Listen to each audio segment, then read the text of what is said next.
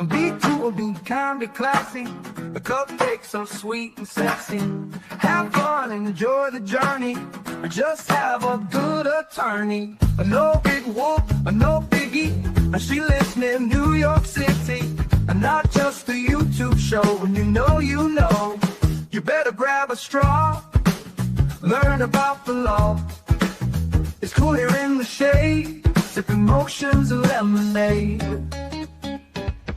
Cool heads will prevail, kindness will never fail. Be classy and vastly wise. Oh, Melanie Little is going live.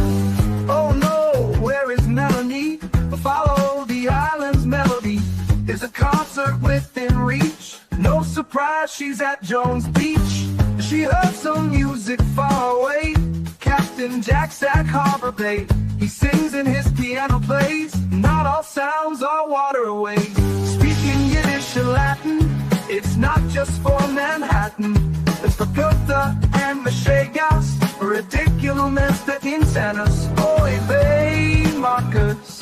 Pro said, that's for schmucks. Be cool, be kind, be classy. A cupcake sweet and sassy. And not just a YouTube show. When you know.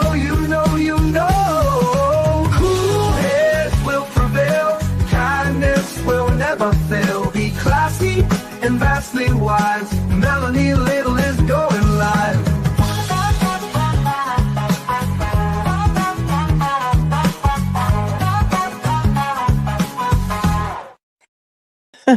Happy Wednesday. It's hump day. It's hump day. It's Wednesday, July 15th. We're halfway through July and it is smoky here. It is smoky. What is going on with those wildfires, Canada? Hope everybody's safe up in Canada, but it is our skies are orange here. My eyes are burning from the smoke. What is going on? Can we get those wildfires under control? It's crazy. We also have a drought here. We were told not to water our lawns. Scott, did you get the memo? No lawn watering. We are in a drought. Yeah, it's crazy. I guess some people didn't understand the title. I'm not really mad. MAD stands for Melanie After Dark. That's all. I didn't know what I was going to talk about tonight, so I couldn't really make a thumbnail about what I'm going to talk about because I don't know what I'm going to talk about. I really don't want to be mad. I want to be happy. I'm tired of being mad. I'm tired of yelling all the time and getting angry all the time. And I'm tired of all the shenanigans in Massachusetts. It's just giving me a headache. It's really giving me a headache. Maybe it's the smoke that's giving me a headache. Maybe it's coming off of my anesthesia nap from yesterday when I had my colonoscopy. But thank you to, or welcome to Nick and viewers tuning in, and to all of the other people who are tuning in, and to the other people who said they would rather go watch something else. Go. This is not an airport. You don't need to announce your departure. I was watching Grant Smith Ellis's interview over on Justice Served, and it was interesting. He's telling us everything. He's going to tell us more, but I feel like he needs to zip it a little bit because otherwise I fear for his safety because he knows a lot. He's done a lot of research and he knows a lot of stuff that's going on behind the scenes. He had some things to say about Fanning. He's on the spectrum. He admits it. I mean, not that he admits it. He's fully, he tells everyone about it. It's not a secret, but I just can't wait. Or, I shudder to think how the people are going to come for him after this. But if you didn't watch it, go watch it later. It was interesting. Did anybody else watch it too? Scott, I know you were watching it.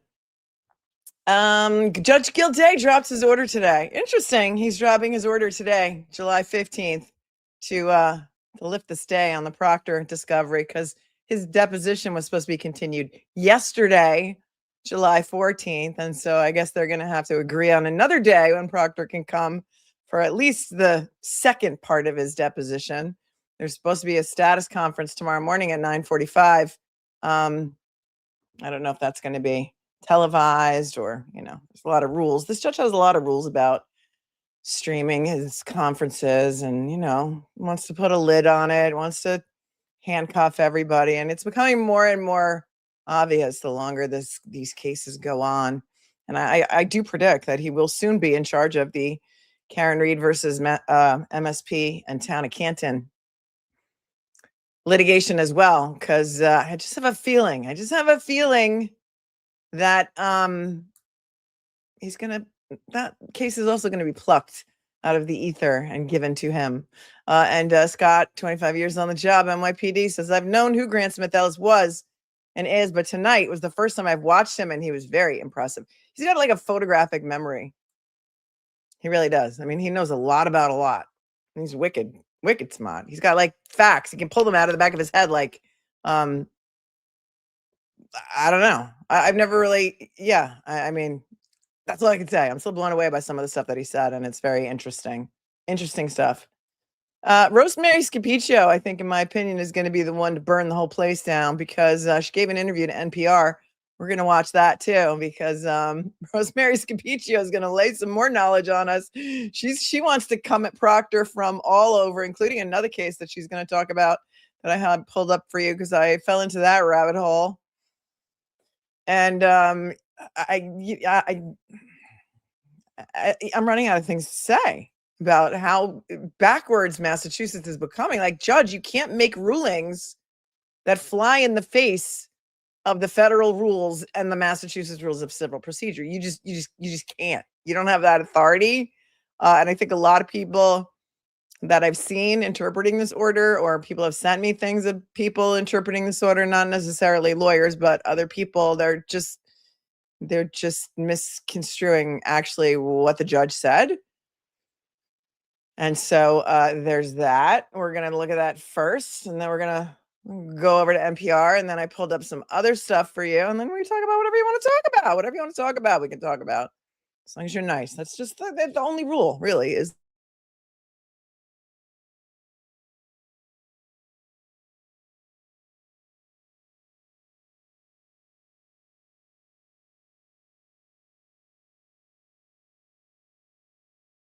there's like a go.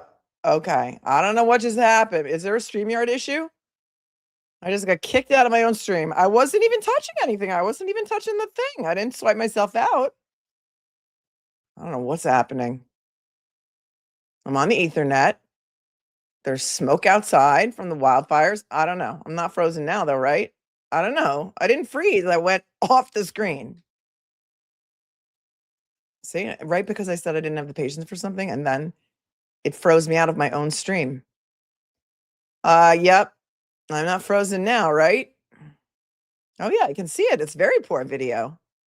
Hold on. I'm going to refresh. Hold.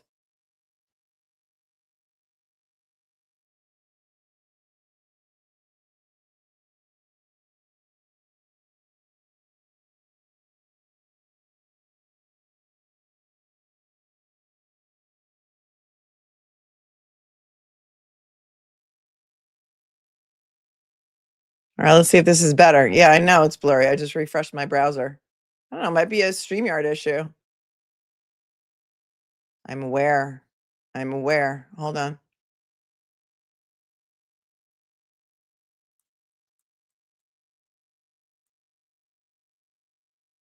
I know. Massachusetts has it out for me. Is it clear now? I don't know. I refreshed my browser. I closed out, and then I came back on. I'm telling you, the paranormal activity is real. It's real. Do you believe in paranormal activity? It's not just me. Is it other people too? I don't know. I'm looking at it on my phone, and it looks a little blurry too, but my camera looks totally clear. Oh, Sam had the same issue? Okay. Tell me you're cheating on me without telling me you're cheating on me. It's probably StreamYard issue. I don't know. All right. We're good? I feel like it's glitching. Oh, everyone's glitching. All right. So I guess it's StreamYard. I don't know. Like I said, I don't look at anybody else's schedule. I don't know what anybody else is doing. I don't know when other people are going live. All I know is that I was watching Grant Smith Ellis on Justice Served. I knew that was happening, so I scheduled this for after that because I wanted to watch that. But as far as anybody else and other people going live, I don't know other people's schedules, and I honestly, I can't work around other people's schedules. If you want to go watch someone else, go. Just like for real, okay? Just stop talking about it. It's so rude. So rude. All right, are we better now? All right, let's take a look at the judge's order that dropped today, and let's go there first. TikTok is messed up too? Wow. All right. Oh, here's something really interesting, that I starred earlier, is this username, which I think is amazing. And where did it go? It starred and now it's gone. See, it's playing tricks on me. It's Tuxberry's backpack.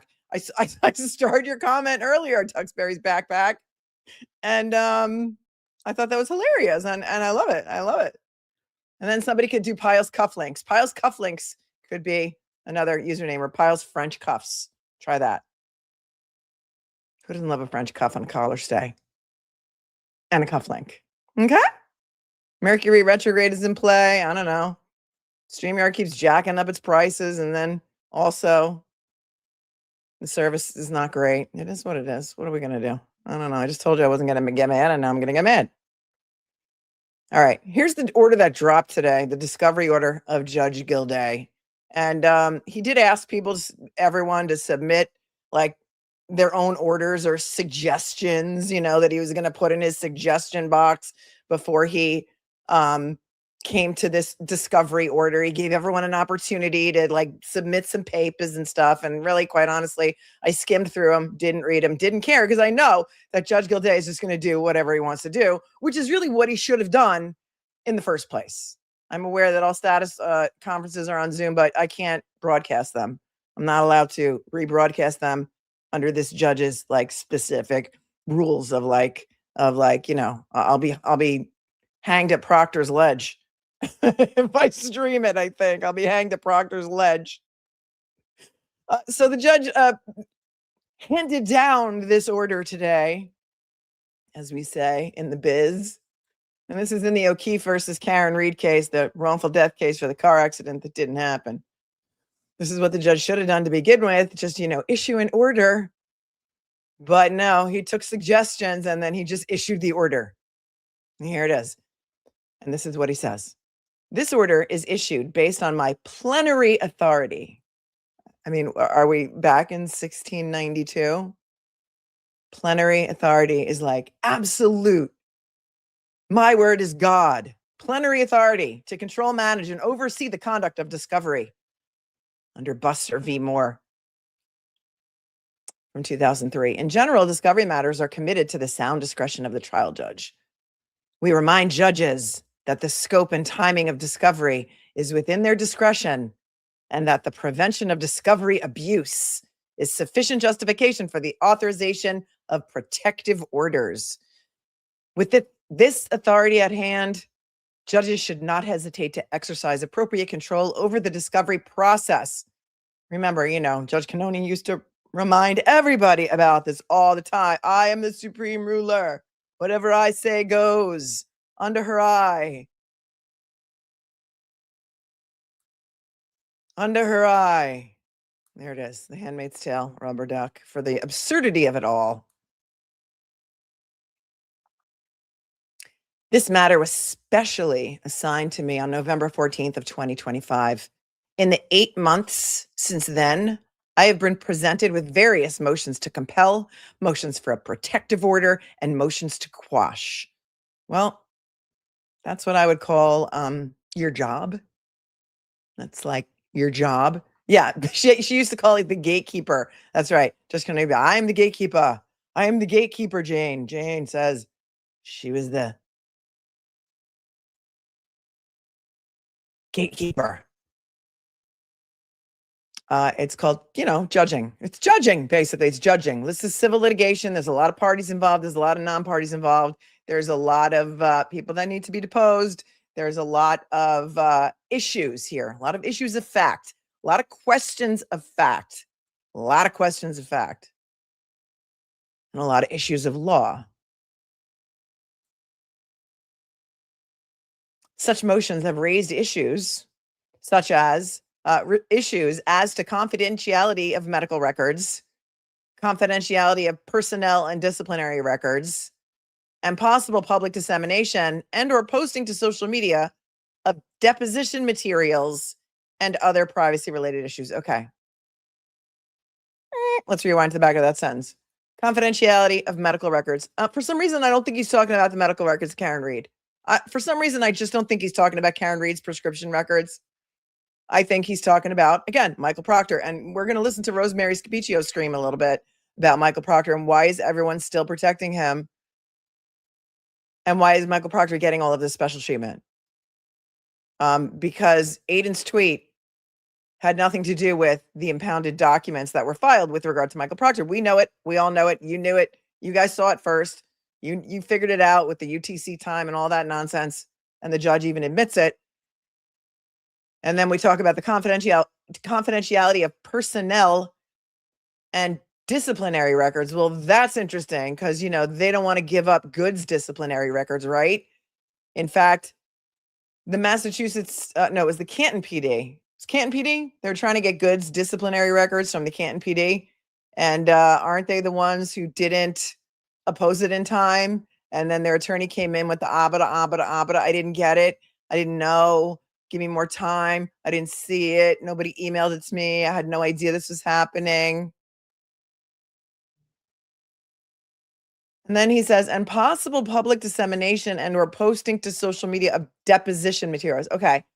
Proctor, okay, we can say with absolute fact now, Proctor had a panic attack. Proctor had a panic attack outside the office of wherever his deposition was being held. Apparently, it's a really big office building on State Street in downtown Boston, and it's like 40 stories high, and there's a million law firms in there, and there's all kinds of other offices in there. And like it or not, Proctor is a public figure. He's going to be recognized wherever he goes. People in Boston know what Michael Proctor looks like, okay? So if somebody sees Michael Proctor crouching down in the hallway, having a panic attack in a corner, which is what the photo looks like it is, the judge has told us that that is absolutely true because he is saying that because Turtle Boy tweeted that at some point during the deposition, he must have been leaked the information that had happened rather than some random citizen who took a picture of Michael Proctor's panic attack and sent it to him, which is exactly, I'm sure, probably what happened. Okay. I don't think that Aiden Carney was getting information from inside the deposition room. I do think that many people would recognize Michael Proctor and follow Turtle Boy and would send him the picture. Okay. So that is not what, you know, posting to social media of deposition materials and other privacy related issues. And then he says, footnote 4, a partial listing of such motions is attached here too as Exhibit A. Well, I mean, if you're gonna make a chart, a spreadsheet of all, why don't you just make them of all the motions? Why is it only a partial list? But I digress. It's like he's annoyed that he has to decide in motions when literally that's his job. You tell the parties not to bother you. You tell them to bother you when they have problems, right? Bother me, make a motion. And then they make a motion and you're like, stop bothering me. Doesn't make sense. Many of the motions involve depositions of non-parties. That is true. I read the language of Rule 45B as to undue burden to include a non-party's right to privacy in certain matters. Okay. But, you know, that goes for any case, right?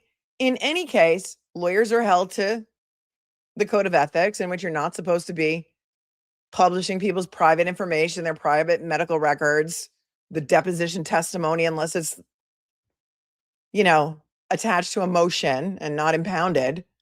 Lawyers just don't do that. So the fact that you have to say it,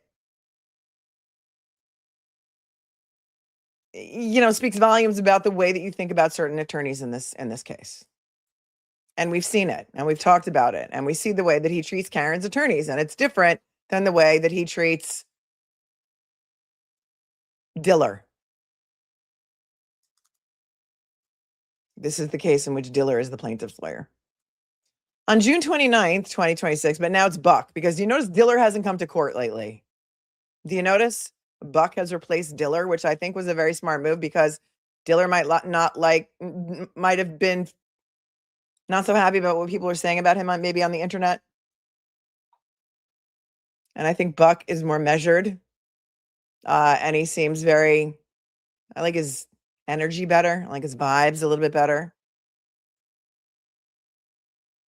Maybe that was a smart move, unless Diller's going to come back and be like, surprise, like Cosgrove and his surprise.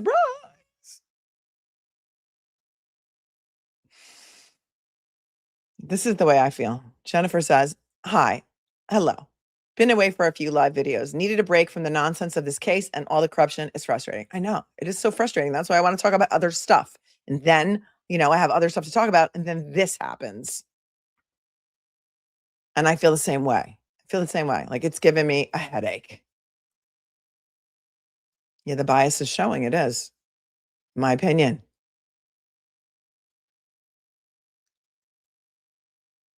On June 29th, 2026, having been advised of information that allowed for a reasonable inference of a violation of an order of impoundment issued by me,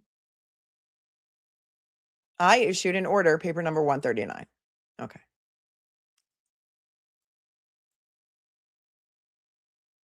So here's the thing.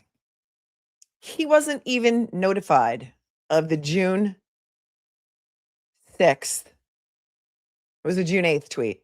He wasn't even notified of the June 8th tweet until the day of Proctor's deposition, the first day of his deposition, which was the 25th. And on the 25th, that is when Proctor's attorney wrote to the judge, in my opinion, trying to get him out of being further deposed, and said, look, judge, look what Aidan Carney tweeted. 30 minutes after I filed with the court, Michael Proctor's private information about him being an inpatient in a mental health institute in Florida, because now we know it's true. Problem is, the person, whoever gave that tweet to Proctor's lawyer, Abraham Lincoln, I forgot his name, so I'm just going to call him Abraham Lincoln. And no shade to Abe. I love Abe. Whoever gave that tweet to him was in a different time zone, okay? Or wasn't logged in or whatever. I don't really even care what the bullshit is, but it wasn't East Coast time. Aiden posted that tweet, East Coast time, 10:52 in the morning. Abraham Lincoln files his papers at 2:22 in the afternoon. Whoever gave that tweet to Abraham Lincoln the same day as Proctor's deposition, remember, a couple weeks later, had it in UTC, which showed it as 2:52 p.m., which we know is not true. And the judge is now going to admit, well, yeah, that wasn't really true. But in a knee-jerk reaction, the judge is like, I'm putting a stop to anything involving any further discovery of this witness because the spirit of my order, my impoundment order, was violated.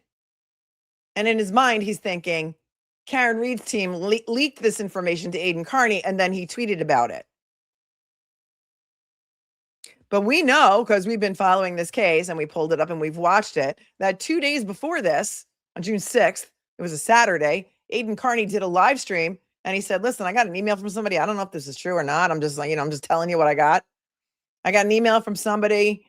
He's a guy who says he works with like a guy who's like friends, and his wife is like best friends with Elizabeth Proctor. And Elizabeth Proctor says that Michael Proctor, that they got separated a while ago and that he's doing some inpatient mental health treatment in Florida. He's like, I don't know if it's true or not, but I get stuff all the time from sources. So that was 2 days before his tweet, which was really in the morning before the stuff was impounded. The judge didn't care. He just knee-jerked it and was like, that's it. I'm putting the kibosh on anything further having to do with Michael Proctor. Because if I say so, I got wide discretion and I could say so. I can put a stop to this whole thing. And again, we're all banging our heads against the wall. Like, why is everyone protecting this man, this virulent bigot, this equal opportunity racist who hates everyone equally? Why is he being so protected? So he issued that paper 139. And 139 I have up on my other screen here. It says he called that emergency hearing for Wednesday, July 1st. This is dated June 29th, 2026. So everyone had to get there within 48 hours, including Alan Jackson from California. And look, that is a risk that you run when you're handling a case in Massachusetts and you live in LA. It's like too bad, so sad. Everyone's got to get here 48 hours from now. I want every single attorney who's filed a notice of appearance in this case and every single party in this case to swear under oath and submit it in writing that they don't know. certification under the pains and penalties of perjury to all facts known to them as to any dissemination to anyone other than parties in counsel in this matter of any of the contents of the material impounded by my order issued on June 8th. So 32 people signed an affidavit saying, I don't know, it wasn't me. Like Shaggy. Every single one of them was like Shaggy. It wasn't me. It wasn't me. It wasn't me. I didn't do it. I don't know. I don't know nothing about nothing. It wasn't me. Drags them all in there. A couple of them got a special dispensation. Maybe they were on a holiday or something. I don't know. They all showed up at 3 o'clock on a Wednesday before July 4th weekend. Judge got up. He gave us, and the order also said, all further attempts to take discovery from the party whose information was the subject of the order of impoundment, Michael Proctor, he didn't say it, but we know who it was, is precluded pending further order of this court. So they all went in and they all got their binders ready and they're ready. And the judge comes out and he gives a long soliloquy and he's like, God bless America.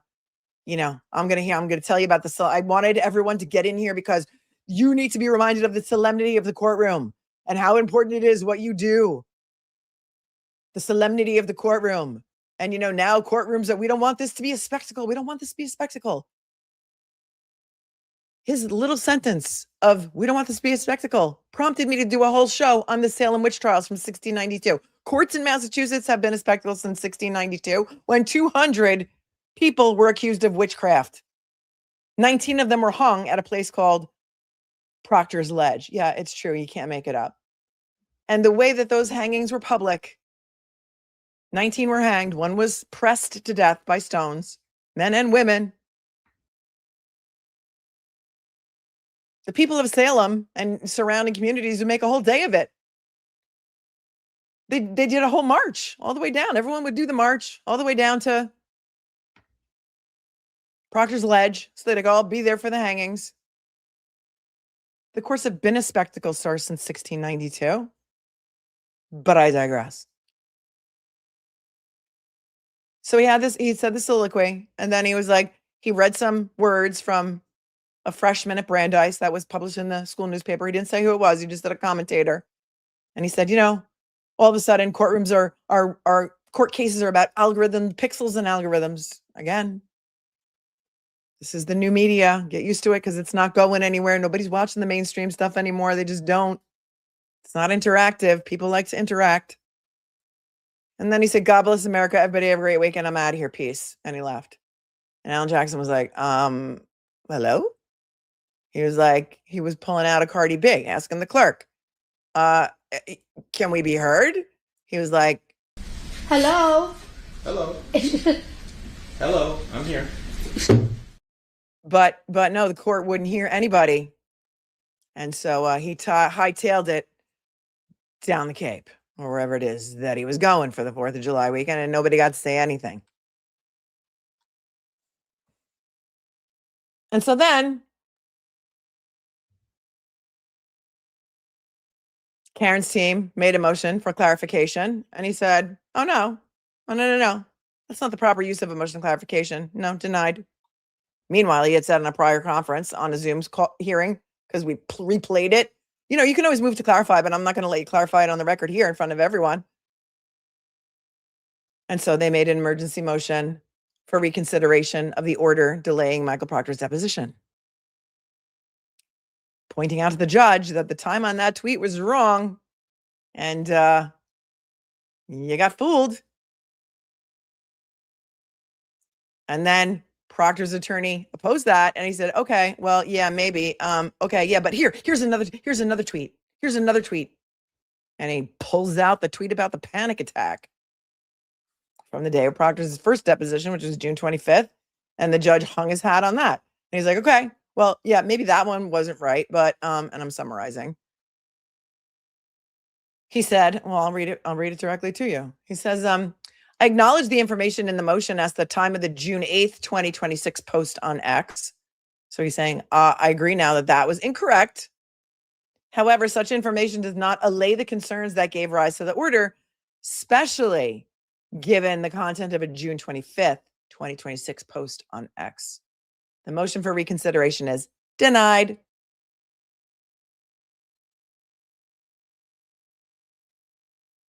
So, there was that.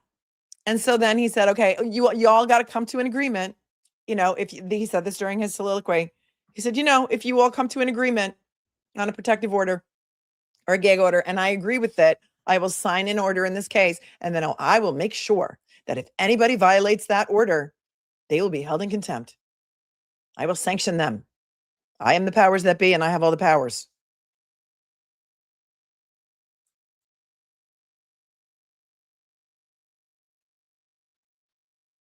And so now he says,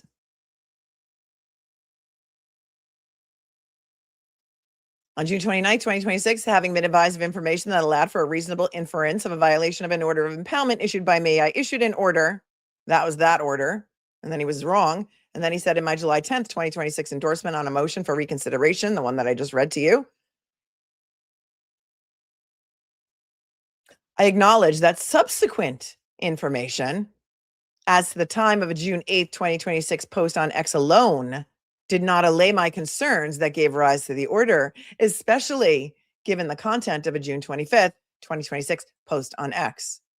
That was the one that Aiden tweeted about the panic attack because somebody sent it to him. He says, I had invited counsel to come to an agreement to hold private personal information in confidence. They're supposed to do that anyway, you see. But have been informed that though the parties sought to agree on restrictions on dissemination, they have been unable to reach a unanimous mutual agreement. Prior to issuing the order below, I invited the parties to provide comments on proposed draft language, and I did receive and have considered certain comments.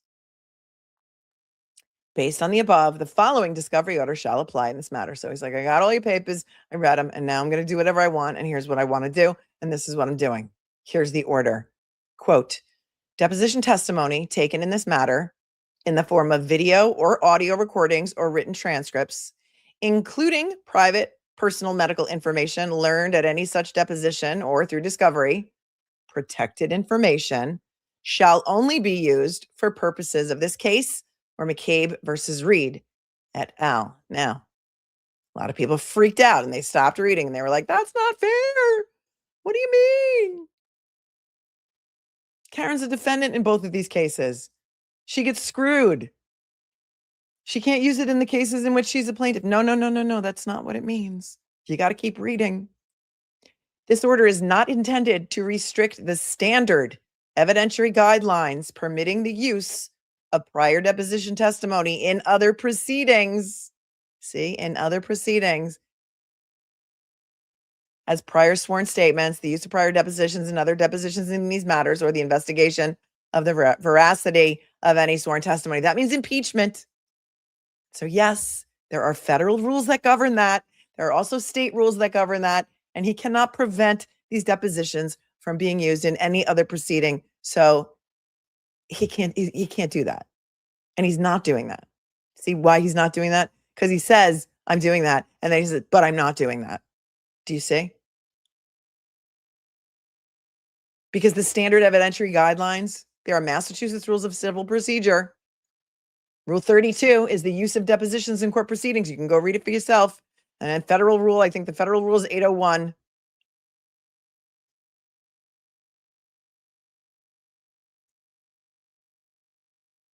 And also Federal Rule of Civil Procedure 32A8. You can Google them. They're easy to find. Federal Rule of Evidence 801 is another one. Okay. So he can't prevent them from being used in any other proceeding. So everyone is freaking out about that is just plain wrong. He's not the God of everything. Massachusetts law, he can't make that determination. Okay. He just wants to make sure nothing gets leaked. And he wants to make sure, and the Haas defendants, Haas plaintiffs, want to make sure that their videotaped depositions don't wind up on the internet.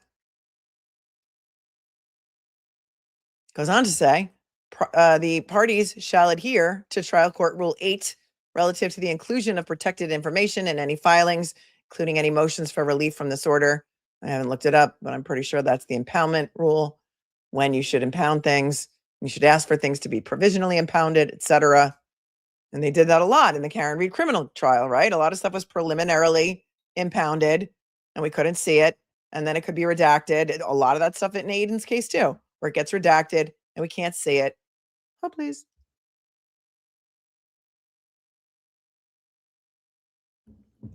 And then this. Notice of any claim of violation of this discovery order will issue. That means if he feels like somebody violated this order, he has to give them notice. He can't just outright sanction them and say, I'm sanctioning you because you did this. You leaked this stuff to Turtle Boy and he posted it. So Karen Reed, I'm sanctioning you. He can't do that.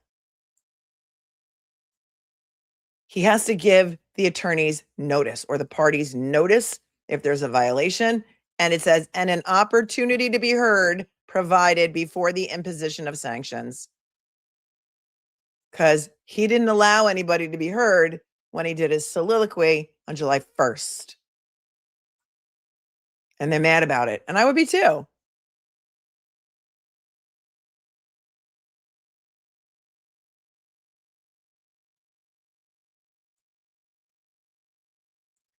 And then he goes on to say,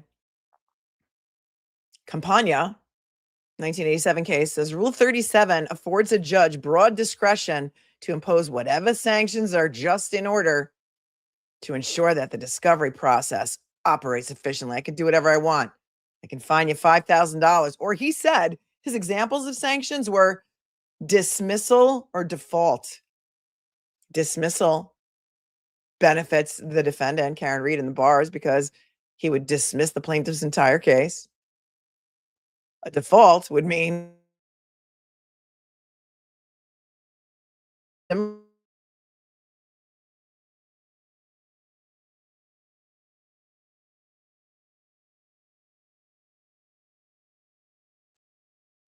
StreamYard. It's not me. It's StreamYard. And if you're behind, I know. I just went off the screen and now I'm back. Here's footnote 5. This is the most important part of the whole order. The temporary preclusion on taking discovery from a non-party set forth in paper number 139 is vacated. That means, come on back, Proctor. You're getting deposed. Oh, you're right. I can't see myself. Hold on. I'm going to refresh it again.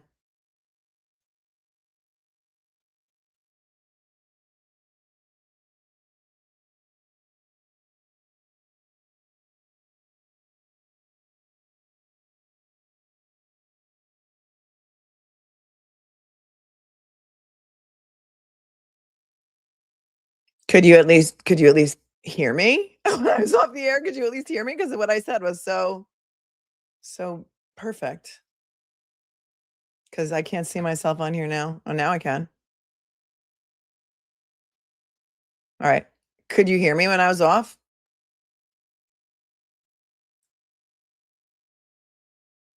All right. Well, what I had said was, oh, you could hear me. Okay, good. So at least my good comments were heard. Nothing worse than that. It must be StreamYard because people said that Sam was having an issue too. All right. The most important part here is the footnote. The temporary preclusion on taking discovery from a non-party set forth in paper number 139 is vacated. It's vacated means Proctor, come on back. Come on back, Proctor. You're getting back on the hot seat. That's the most important part of this order. Another important part is that before he finds that anybody violated the discovery order, he's going to give them an opportunity to be heard, and he's going to give them notice. But it is insane that it has come to this based on 2 wrongfully interpreted tweets of specifically Aidan Carney. And it has shown me and the world that he can't be fair when it comes to anything involving Aidan Carney. And it has shown me and the world, including you, that perhaps, just perhaps, he should not sit on any cases that have anything to do with Aidan Carney. I'm just saying. I'm just saying. Humble people can admit when they're wrong. Yeah, but I don't think that he's really admitting that he's wrong here. Right? Steve-O? I don't think he's really admitting it. Here's his chart, Exhibit A. Look at all these motions to compel that I have to keep responding to. Well, here's one. The first one, December 2nd, 2025. Paper number 56. was a motion to compel the Norfolk DA's office to produce data in response of subpoena. I don't remember exactly what that had to do with. That might have been the communications between the DA's office and all of the Haas plaintiffs, because they moved for a protective order. And, or maybe that was Proctor's phone material all the way back in December. That's what I think it was. And then defendant Karen Reed's joint motion to enter a protective order regarding Norfolk DA's office production. And then defendant Karen Reed's motion to compel Sean Good to produce documents. That's right. He didn't want to do that. That was December 29th of 2025. Still waiting on an answer to that one, I think. I don't think that's ever been decided, right? Because Canton PD's fighting that one. Then defendant Karen Reed's motion to compel the town of Canton to produce documents pursuant to the non-party subpoena she served on them. That all has to do with Good also. And then there's Michael Proctor's emergency motion for a protective order because he really, really, really did not want to come to his deposition because his attorney actually came into court and said, hasn't Michael Proctor been through enough? That was June 5th, 2026. Then June 9th, plaintiffs O'Keefe's motion to compel responses to plaintiff's supplemental request for document productions, right? They wanted Karen Reed's prescription records and all of her primary care doctor information and all of her financial records so they could track her movements and every single purchase that she made January 28th and 29th, as if that's going to help them prove a car accident.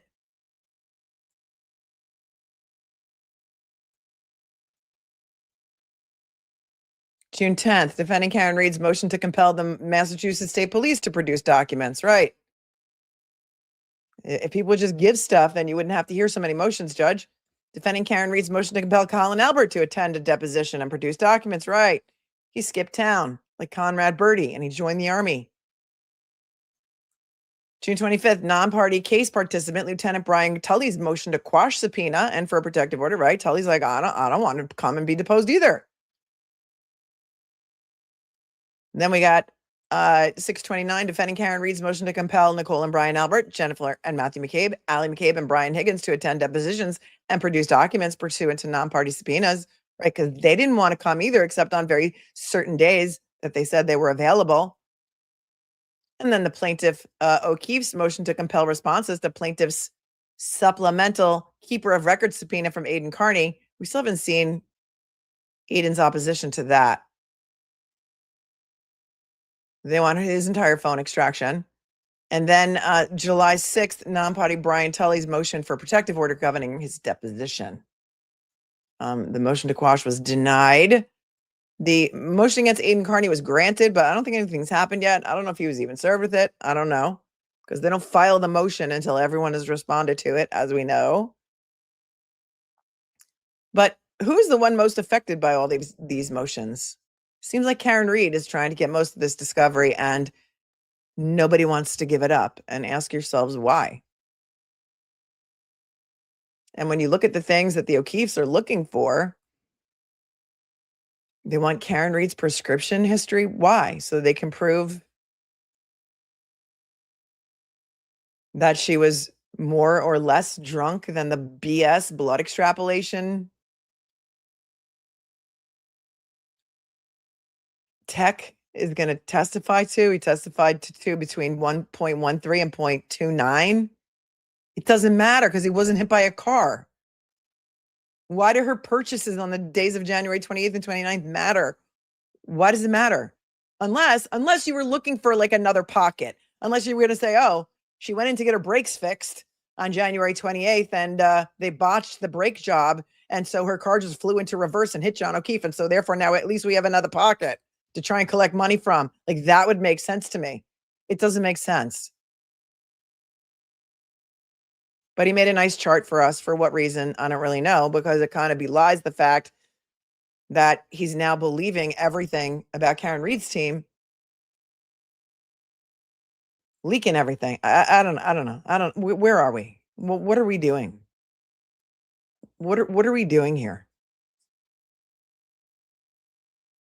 So Michael Proctor is going to have to come back for a deposition. And yes, the deposition testimony can be used in other cases, just as it always has been and always will be forever and ever. Amen. Jenny's on the Cape. She says, thank God you went live. So much to talk about. A lot of Narnia, Massachusetts. I don't know. What else do you want to talk about? Thanks for your time. We did most of it yesterday and the day before and all of the other days. Yeah, I saw this and I have this on the agenda, Gator Girl.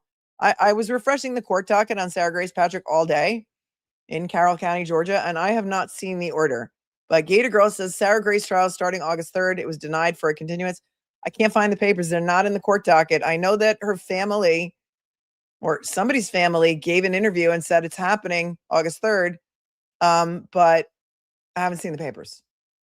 So I can report that you're telling me that and you paid me $5 to tell me, and I can show you the article where I found it. But you know me, I like receipts. Like if you have the papers on that, send them to me, but I'll take your $5. Thanks, sweetie. Tyler says, my beautiful wife, Liz, and I love you, and I miss you and your wife. You and your wife have such good taste, Tyler. Hello to Liz. You're very lucky to have each other. Mimi says, sending love from Ireland, Slancha. Girl, Slancha, thanks for being here for 5 months. Elf loves my energy. I'm here for my endorphin boost. Thanks for being here for 30 months. 30 months. Thank you. Betsy's here. She gifted 5 memberships. XOXO. Love your face, Betsy. Mama Shay says, oh, I love a good mad. I don't want to be mad, though. I just want to be happy. You know where I really wish I was tonight? I really wish tonight, right now, this very minute, that I was in Guilford, New Hampshire. That's where I really wish I was right now. As I was going on at 7:30, I had Dave Matthews Sirius XM playing on my phone, and I was singing, and I was dancing, and I was thinking, Dave's about to go on stage in Guilford. Why am I sitting here at my desk? I was there last year, and it was awesome. And to anyone who's there, I'm sure you're not watching me, but don't burn the day away. Heather became a member. Welcome. PJ Wolf just says, hey, thanks for being here for 14 months. Karen says, a year with you. I love you with all my heart. I love you with all my heart. Oh, that reminds me. 20% off in the merch shop today, and I put some new merch up. Do you want to see it? Because it's awesome. That just reminded me of I love you with all my heart. So just hang on because it's 20% off. The link is in the show notes below. I put up some Block Island merch. I did. And I also put up some Godfather merch. And I think we looked at the Godfather merch the other day, but I couldn't, I didn't have everything up yet. So let me just show it to you. I know you guys like the merch, and I know you like a sale. So what I would suggest is that if you like the merch, let me just show it to you so we can check it out. The new stuff, because who doesn't like the new stuff? Right underneath, it says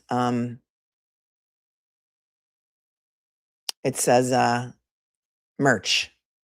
And then when you go into the merch shop, let me show you. You got to do. It's like a trick. They trick you. This is what they do. They trick you. You have to, if you want the 20% off, you got to go here. You got to go, you click, redeem. Only 3 days left, 20% off everything. And you redeem it. See? Redeem. And then look, this one here, it looks like just my logo on it, but it's Block Island merch. So if you go down here where it says designs, I don't even know how to work this thing, all designs, okay? This one is Block Island right here. It says Block Island. Look. So the front of whatever it is, like this is my favorite hoodie right here, the Bella and Canvas hoodie. The front is the Attorney Melanie little logo. And then the back, look, Block Island is lovely this time of year. Hannah Boston made this for me a long time ago, and I just kind of forgot to put it on merch. And it's got me and the Block Island Ferry. And it's got a little ticket down here that says some more stuff on it. So that is cool. That's my favorite hoodie. It's the softest thing you will ever own. And the mug, same thing. It's got Attorney Melanie Little on one side. Block Island is lovely this time of year. On the other side, thanks to Karen Deep Squall for segueing me this into this, because you know that I like for you guys to get a good deal. Never pay full price for anything. This one, the t-shirt is cool because it's got the small logo in the front, then the big logo in the back. And it comes in like a million colors. And so you can have fun with that. And then, wait, because there's more. Because there's always more. All right, so that comes in the mug, the t-shirt, the hoodie, the zip up hoodie, and then this hoodie, and then it's got the big logo on the front, Block Island on the back, and then this cool canvas bag, which I think is really cool. And look, it's only $23.99. It's eco-friendly cotton. It's eco-friendly cotton, okay? And then we have the other designs, which are this one here, which is the I Love You with All My Heart. This is the Clemenza's meatball scene. Look. It's Clemenza and it's Michael. And then Michael's thinking of me in his thought bubble. And he says, oh, I love you with all my heart. If I don't see you soon, I'm going to die. And then it's got the Melanie Little Godfather logo on the front, which I mean, how great is that? Come on. Come on. You get the comic strip on the back. Thank you to Brendan who made this stuff. And then the Melanie Little Godfather on the front. The sizes are like, you got to read the size chart, just like anything else. Read the size chart and size up if in doubt. So always check the size chart. This one also comes in a tie-dye, which is cool. They really only provide the colors that I think it looks good in. So there you go. Knock yourselves out. In addition to the other stuff, the other designs that we always had, the Melanie Little concert t-shirt and the I Went to Cancun with Attorney Melanie Little, which Grant Smith Ellis has been wearing that stuff everywhere. He's been wearing it everywhere. And the Melanie Little tour shirt with all of the songs on the back, our set list. So check it out if you want your 20%. Oh, we saw, look, it strains credulity. Some of it has been retired. It's vintage. Check it out. Go shopping. Get you 20% off. Make sure you click the coupon. All right. Yeah, I don't know if I'm wavy or if I'm blurry or whatever. It's StreamYard. It's not me. If you want, I could just abort the stream and just come back tomorrow when it's better. I don't know what to tell you. Okay. All right. So if one of the mods wants to pin the merch link in the chat, just write 20% off and then pin the link. And then put the link in there and then I will pin it. Everyone should get a good deal. Okay. Okay. Grant did. He had my hat on, the Melanie Little. I went to Cancun with Attorney Melanie Little hat on the outside of court. Yes, I sent it to him. And I, in fact, just sent him some more stuff because I sent him, and his Nana also models the sweatshirt. So, I mean, he's the reason that I have that whole saying. So, I had to send him some more. He needs more colors because he's a good model for the merch. My opinion. It shows like a true redemption tour because Grant Smith Ellis was bamboozled by a lot of people over there. There was a whole operation to get him on their side. And he was told to come for me. He hasn't admitted it yet, but he will. And he knows. He knows. Right? Okay. So we're still on Proctor. Rosemary Scapicchio did an interview on NPR, Boston Public Radio, with her daughter, who we love. She's always with her. Her daughter's always with her on all the things, on Zoom, wherever. They work together. Her daughter is also a lawyer. And listen to this, because Rosemary is telling us more. We're getting more from Rosemary about Proctor and all the other cases that he's involved in. I don't know if they're going to strike me on this, so I'm just going to put it like this, and I have to keep commentating because that's fair use. You know the rules. I know the rules. Okay. This is a great interview. They did a great interview. I'm going to credit them in the show notes. So listen to Rosemary and her daughter at NPR talking about Proctor. And I think they just did this interview like a couple days ago, within the past couple days.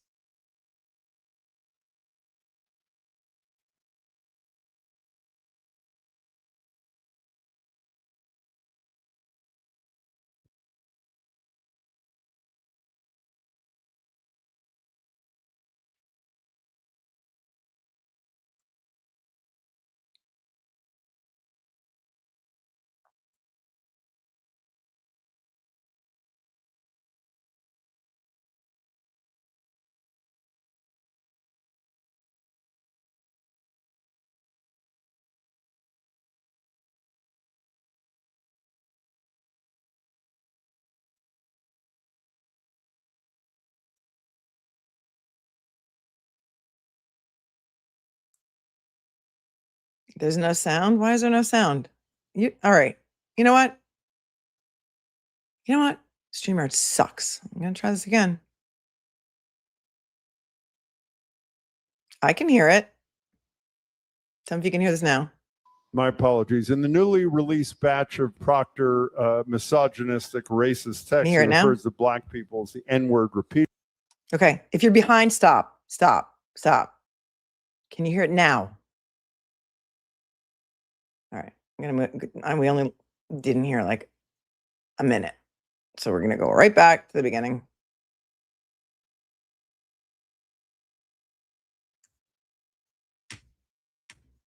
All right, here we go. joined by two defense attorneys, Rosemary and Nicole Scapicchio. Nicole, it's great to meet you, by the way. Great It's to really meet you good as to well. have you. Thank you. Among their clients are two men, Sean Johnson and Miles King, who've been charged. Wait, so they have a wait. That's okay. It sounds very. Let me boost it. With murder in cases in which It sounds like they have a live studio audience in Boston Public Radio. So they have a radio show and a live studio audience because there's people like cheering in the background. Michael Proctor, who is the disgraced and fired state trooper, was involved. Proctor, you'll recall, led the Karen Reed investigation where he was forced to read some of his texts about her on the stand in that trial. Here's a piece of that. She's a whack job. See, yes, she's a babe. Weird Fall River accent, though. Said the Alberts beat the out of O'Keefe, left him for dead, and that's why her taillight was cracked. She's gross. And that was nothing. Tribute to Chico. Oh, her. My apologies. In the newly released batch of Proctor misogynistic, racist texts, he refers to black people as the N-word repeatedly, expresses a desire to lynch the very people he's charged with protecting and serving. Here to talk about the all the cases that Proctor is involved in and what should happen are Rosemary and Nicole Scapicchio. Welcome to you both. It's great to have you. Thank you so much for having us. Thank you for having us. Well, explain. Nicole's her kid, by the way, for those who haven't figured that out, Yeah. by the way. Let me just There's say. a resemblance. Yeah, there the is. blonde thing going big time. Very nice. Very nice. But Rosemary, explain Proctor's roles in your other cases that you're dealing with right now. So Proctor's role in the King case was he was the case agent. He did everything from pulling video to putting people in front of the grand jury to taking statements. On Mr. Johnson's case, he was vitally involved in the investigation. And the problem when you have someone who's a racist person investigating the case, it tilts the scale to the point where there's so much discretion for police officers to do an investigation. If you're giving someone with this type of racist ability, the issue of, who do you investigate, who do you talk to, which leads do you follow? Right. There's overwhelming constitutional violations when you put someone like him in a position of power. Bam. Okay. Now I see a lot of noise out there, and it was in the papers. I forget whose papers they were, but in somebody's papers, they told Judge Gildea they had Michael Proctor for 4.5 whole hours at a deposition, and they did not ask him one question about the investigation of the murder of John O'Keefe. All they did was ask him about his text messages. Well, yeah, that's exactly what a good lawyer would do. First of all, they're not going to be done with him. Nobody ever thought they'd be done with him in half a day. Okay. But once you get into all of his years-long messages showing his bigotry, his bias, his misogyny, his hatred of everyone, and the way that all of his coworkers and friends just accepted it. And it's like, this is their go-to. This is their normal. You dig into that first, and then it's a lot easier to believe that a guy like that, who would joke around, by the way, about planting evidence, about shoving a nightstick up someone's butt, like Abner Louima, planting a bag of Coke on him and telling him you're going in. Once you get into all that stuff first, you're setting the stage for the decade-long bias that this man has shown in his communications. I don't care if it's on his private phone. If you use your private phone for public business, your public phone becomes discoverable. Okay. And every attorney has their own way of doing things. And so it is just such a stupid argument to say, well, they didn't even ask him any questions about the investigation. Right. Because first we got to get to know the guy. What kind of guy is he? What kind of an investigator is he? Why is he worried? Or why was he surprised that the MSP took him when the Boston PD didn't? Why was he surprised that he passed the background check? She's going to tell us more. Right now she's talking about Sean Johnson and Miles King, her two clients. Remember, Miles King was in jail in holding for over 4 years because Proctor and Lally were dicking around and they didn't turn evidence over. That's why Adam Lally's coming back to the stand in August for part 2 of Rosemary's Barbecue. Finally, Miles King had to be let out on bail because they were holding him for too long. She represents another guy that she hasn't brought up yet, who's been in jail for 8 years waiting for his trial. Hold on, because I fell into that rabbit hole too. So, Nicole, it's not just the text in these messages. You're also seeking hiring and vetting information about when he was hired. To what end? Why do you want that information?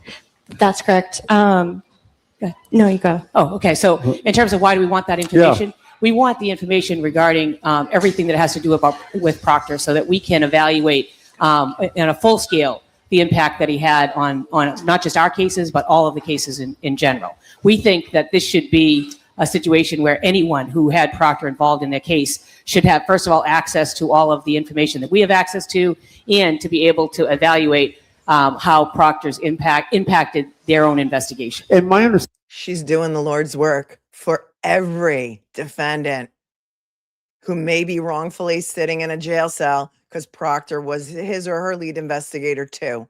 She's doing it for everybody. And all the cases, every case that Proctor ever touched, I'm telling you right now, it's going to be reopened. It's going to be, and I love their mommy and me outfits too, although they're a little bit different. She's doing it.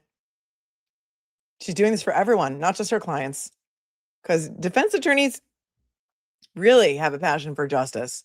And that is, they represent people, whether they're guilty or not, because they believe everybody deserves a fair defense and a fair process. And every defendant is entitled to the protections of the United States Constitution. understanding is the CPCS, the Public Counsel in Massachusetts, has requested, they're not the only ones, that the state cops produce information on every case in which he had any involvement. And my understanding is the state police have agreed that they're working on that and they'll provide that. Is that true? That's what they've said. I haven't seen the list yet, but it should be available to every defendant who had Proctor in this case, whether they're currently pending cases or cases in which people have been convicted. We were discussing. Such a cute, proud mom-daughter moment. Daughter's like, we're getting it. We're getting the list of every single case Proctor touched, and we're going to make sure that every single defendant and every single attorney for every single defendant who's in jail or who was wrongfully prosecuted because of Proctor is notified. Notified. This in your absence the other day, which is when we were hoping you would appear, and you and your daughter have. And we broached, and I hadn't realized you had said a similar sort of thing, that there may be so many cases that I'm putting words in your mouth, but tell me if I'm wrong. Why should the burden be on a defendant to prove that Proctor's work tainted, his racism, his misogyny, tainted a prosecution? Rather, why shouldn't there be an any Ducon drug lab kind of solution that to demonstrate to prosecutors, most importantly to the state cops, that there's a consequence for using someone like him? All these cases should be dismissed. Is that your position? Annie Dukin, that was the crime lab scandal from, I don't know, we're going to look at it in a minute. Well, we're going to look at a mention of it in an article. Anybody who remembers the Annie Dukin scandal, tell everyone how many cases were dismissed because of Annie Dukin and her wanting to get ahead in the crime lab world and her faking evidence. Something like 20,000 cases were dismissed. It was like in 2012 or something. Thank you, Jerry, not Seinfeld. Sounds like Judge Good Day is learning more about social media and watching your shows. I don't think he's watching me, but you never know. I mean, I was in the Marcy emails. Thanks for tuning in from Canada, Jerry, not Seinfeld, and I hope that you're doing okay with those wildfires. Lorelei, Gildea's bias is blatant. Appreciate your work. Thank you. And look at Cupcakes petitioning for activity. Gift of 5 memberships. Thank you so very much. If you want to fall into the Annie Dukin rabbit hole, I suggest that you do. DOOKHAN. That's been our positions from the very beginning. When we first started requesting these text messages last summer, we were making the argument that, if he is racist and if he has racist tendencies, then we should have the ability to at least evaluate them in terms of how they could have and would have affected the case. We didn't imagine the level of hatred that he had for the black and brown Can you community. describe, I just described one, describe some other things that's come out in this month. Nicole, do you want to do it? Some of these other things about dragging black people through the streets. Yes. What are some of those things? And that one was specifically, I believe, about Randolph and Sean Johnson's case, who's one of our clients, occurred in Randolph. Yeah, he said, I want to tie somebody to my bumper and drive through the streets of Randolph. And I told you, because that was the same week that I had seen To Kill a Mockingbird when I was in London with my daughter. And I said, that is a line from To Kill a Mockingbird that those racist SOB KKK guys said. We want to tie him to our bumper and skin him alive. There's been so many text messages. I don't want to use the language that's in them, but they are horrifying. He also talked about Milton, comparing Milton and Mattapan in a racist way. There was a lot of things that he did in his text messages, and our client, Miles King, is from Milton. His case occurred in Milton. I mean, there's some of the stuff that I was just reading that was in the Globe. Let's enslave those blankety blank. He was using N-word all over the place. Yes. My car needs a cleaning. Let's get some horses and white sheets and burn a cross in the Arboretum. It was also members of the LGBTQ community and Jewish people. I mean, this is a wide range of attacks. And what I don't understand, I mean, nothing. We didn't talk about anything with the Karen Reed trial for like months and months and months and months and months. Yeah, we know the feeling. 2 of you so far in the chat have said that your son's case was either dismissed because of Dukin, or that you had a victim whose case was dismissed. More than 20,000. That's what I thought. More than 20,000 cases. Somebody else said that there's a show about her on Netflix. That I did not know. If anybody knows the name of that show, let me know. But none of this was able to come out during that criminal trial. How come it's been able to come out now, Rosemary Scapicchio? Well, we were watching the trial because we knew Proctor was involved in our case. Once Proctor had indicated that he used his personal cell phone to communicate messages, that's what gave us the idea to then seek his personal cell phone. Once a police officer admits he's using his own cell phone to do business of the state, then we can get access to that. So we filed a motion in front of Judge Doolin in Norfolk Superior Court. Judge Doolin agreed with us that if he was using his phone for the purposes of any investigation, we should be privy to that. And so he gave us. Doolin ain't fooling. You can thank Doolin for that. That was Doolin. And Krupp. Originally, it was limited in scope from the time of Miles King's arrest, I think. And then Krupp, I think, said, no, forget it. I'm not limiting it to time. You can have the whole thing. And then they got 12 years, and Proctor's attorneys were like, yeah, well, February 2024, he got a new phone and he reset everything to auto delete every 30 days. So you're not going to really get anything but 30 days worth of stuff. And he had to turn his phone over to the Commonwealth, and they downloaded it and they did a total phone extraction. They got hundreds of thousands of items going all the way back to 2012. The order to get the phone. Proctor fought it. Initially, he claimed that the phone had been erased or had been lost. We were able to actually get physical, the D's office was able to get actual physical possession of the phone. But just so everyone knows, this phone went through sort of 2 different reviews for privilege. It went through a review. Yeah, listen to this. If your mind has started to wander, come on back, because I did not know this. I did not know that they're withholding a lot of the Proctor stuff. And if the stuff that we've seen and heard about from Rosemary's cases and the second supplemental motion to dismiss on Miles King, and the stuff that we've gotten about Good that was on Proctor's phone is only the tip of the iceberg, she says they're still holding back a whole lot of stuff because it went through 2 privilege reviews. So listen to this. She wants it all. With Proctor and his lawyer as to anything that was privileged with his wife. It went through a review with the district attorney's office with respect to anything that was privileged to any other cases that weren't necessarily related to our case. And then we got what was left over. So we're still seeking any additional information that might be on that phone. We want our own expert to be able to look at that phone and determine what we believe to be true, which is that Proctor deleted those text messages right after he testified at the federal grand jury. Well, one thing that was. Oh, what? He deleted all those messages in February of 2024 when he testified at the federal grand jury. And remember, that's when Fanning and Tully found out about the messages. They were forced to sign an NDA, and they did a wellness check on Proctor. They went to his house to visit him. make sure he was doing okay, because he had just testified in front of a federal grand jury, and all he was presented with his text messages. He didn't know they had them. Talk about being on the hot seat.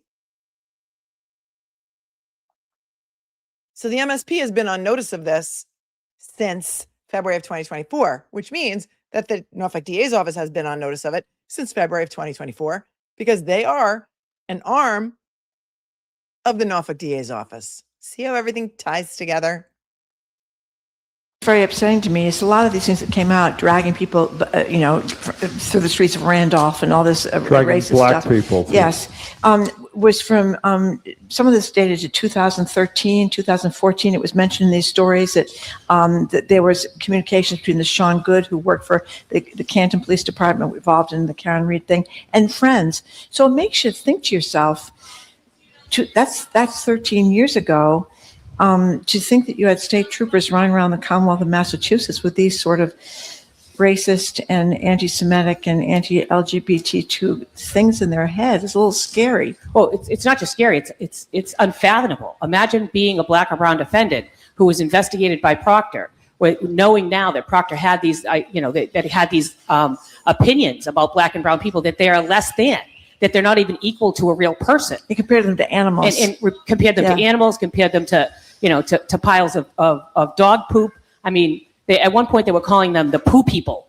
Those are the words that they were using, in addition to the N-word and a bunch of other words that I don't want to say on public radio. But, to have someone like that be in charge of your investigation when you're fighting for your life is just unfathomable. All of the protections that are supposed to be there under the Constitution just dissipate when you leave someone like him in charge. And my position is that how could other state troopers not know?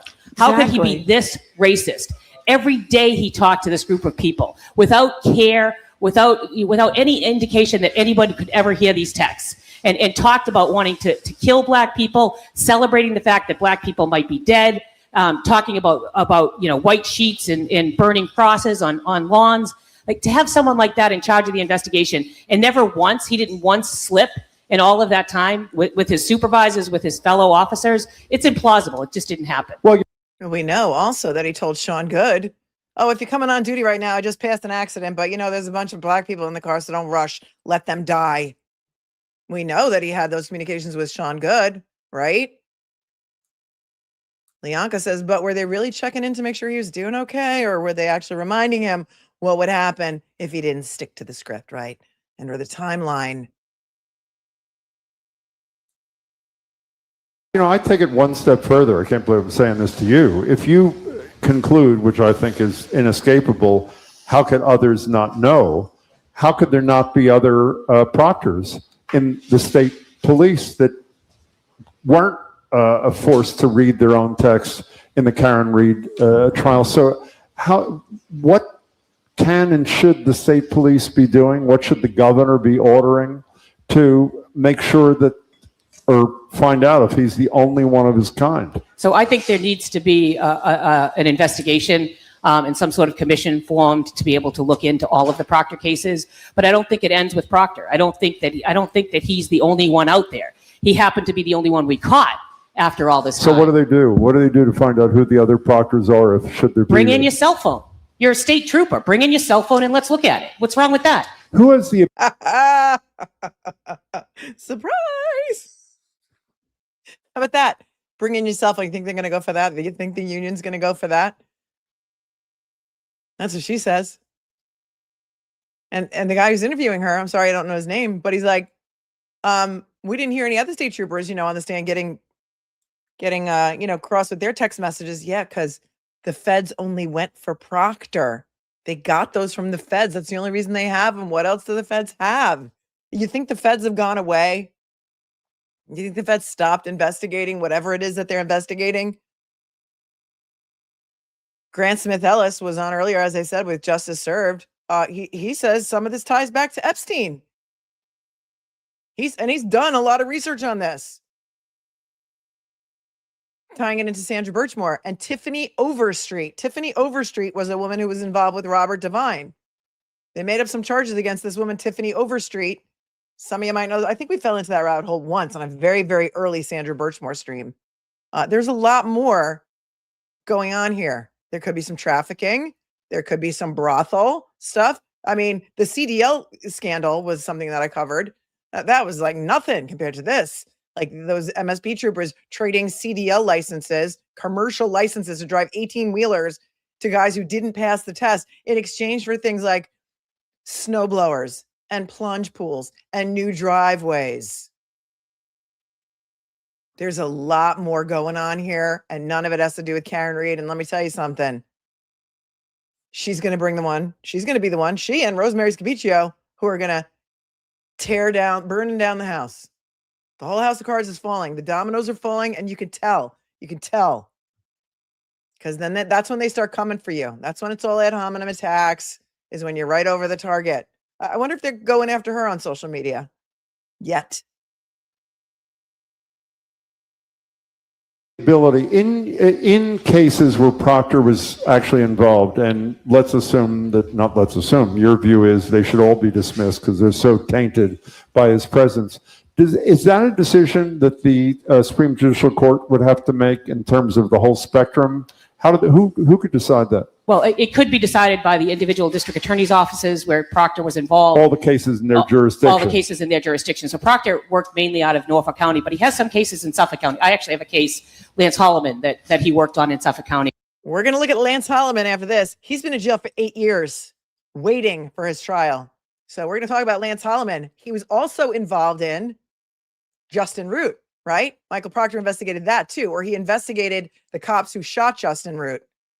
So you can imagine that too is going to be reinvestigated. On a homicide that took place on the expressway, Southeast Expressway. So he wasn't limited to Norfolk County.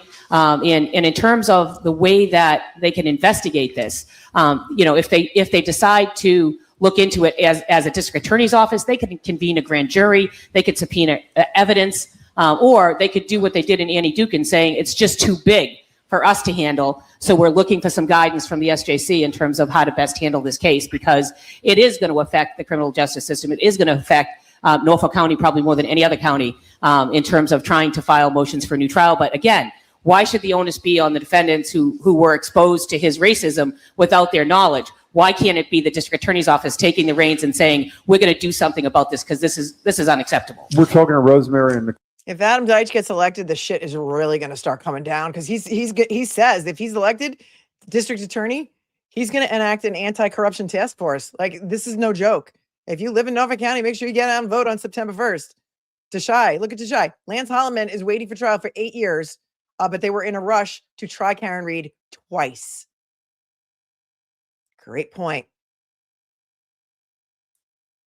Carol Scapicchio. I'm thinking years ago, for those who remember the O.J. Simpson case, how when Mark Furman, the detective in Los Angeles, got up in the stand and was forced to admit that he'd used the N-word over and over again. It's not too much of an exaggeration to say that really turned the case when you had a jury sitting there listening to a detective admit that he was using the N-word all the time. That's like small potatoes compared to what we're seeing now. So juries should know all about this. Right. And what the Commonwealth is routinely doing, and what they did in the Karen Reed case, is they decided not to call Proctor at all. And they're hoping then that the defense isn't going to call Proctor at all, so that the Proctor secret keeps, is safe. Yep. But what we're saying is, when it infects the entire investigation, either the Commonwealth has to call them or we'll call them. Defense attorneys can call him to expose what he did in this investigation, because the Commonwealth should not be shielded from what he did. You can't just take out his racism and say, let's go to trial. It doesn't work that way, because we don't know which witnesses he didn't take statements from. And in the King case, we have an example in our motion to dismiss. Nick, do you want to talk about that? Yes, I believe. She's so right. She's so right. And Karen Reed's team did not call Proctor in trial number 2. Commonwealth substituted Buchanan. Oh, no, he's the lead investigator. He can testify about everything Proctor did. And she's like, I'm calling him. Guess what? I'm not afraid. I'm calling him, because she's really got nothing to lose. Because, the evidence against, I think, Miles King is pretty strong, except for they're going to talk about some examples of things that Proctor did, like believing the white witnesses and not the black witnesses. So let's see if Nicole talks about it a little bit here. I believe so. That in the King case, there was a police officer who claimed to have heard the victim say that Mizzy Cash committed the crime, and it was a white police officer, and the black witnesses that were around did not hear that as far as But the not just information we didn't hear have. it, weren't even interviewed about it. Weren't Weren't even interviewed. asked about it. Wow. So, you there's- know, on that note, you know, when you said it's not credible or whatever you said a minute ago, Rosemary, to believe that the state cops didn't know. The two black witnesses were the ones rendering aid to Marquise Simmons. Miles King is accused of the murder of Marquise Simmons. Mizzy Cash is Miles King's rapper name. And these two were rendering aid to this man as he was dying. They didn't even interview them, but the cop says, as I went over there, the guy who was dying said, "Oh yeah, Mizzy Cash is the one who shot me." About this, other state cops.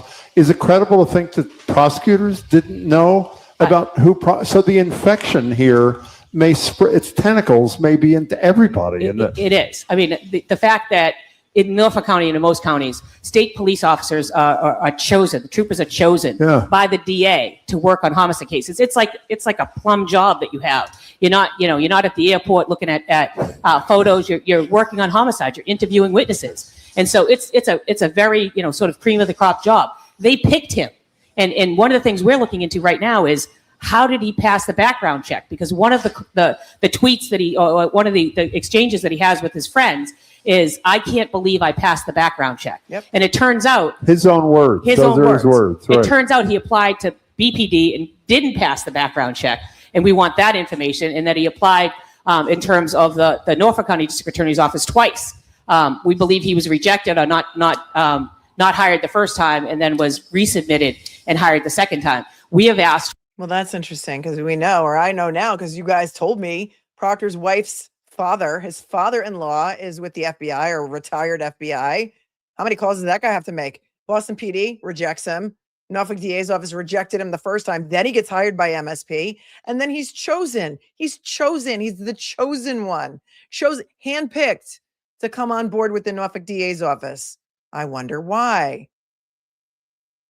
Crafty Christine says, "My opinion, Proctor's the drop in the bucket that causes the deluge that tips the bucket over." Thank you for tuning in from Down Under and Via 5. For all of the people who were involved in writing letters of recommendation, evaluating him, interviewing him, we want to know why he would make that comment of, "I can't believe I passed the background check," in working for the state police. Can I add one last thing here, from me at least? This may be taking it too far. So we talked about other state cops, we talked about prosecutors.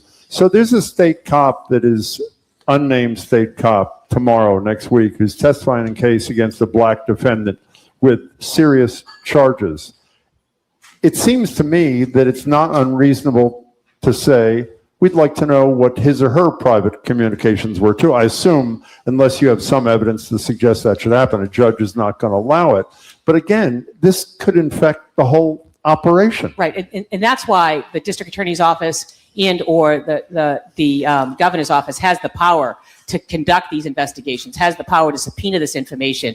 We don't necessarily have that power as individual defense attorneys. And the only way that we were able to get Proctor's text in this case is because when he was testifying in Karen Reed, he admitted that he was using his personal cell phone during the course of that investigation, and that opened the door. And I'm sure right after this all broke, that there were lots of deletions from lots of state troopers' personal phones. So the colonel could either mandate or the governor could order the colonel to require that every state cop, and it's horrible to say that because obviously they're not all Proctor, to say the least, but that every state cop turn in their phone and let it be examined by superiors. Well, if you want to be transparent about this alleged investigation, if you want to be able to figure out how widespread it was, then certainly, why don't you start with the phones that we know we have access to? The people who were reporting directly to him, the people that were giving thumbs Very up good when he point. was saying derogatory things about Karen Reed. Why don't we start with them and figure out what they said about the black and brown community, about the gay community, about the Jewish community? I mean, he was an equal opportunity,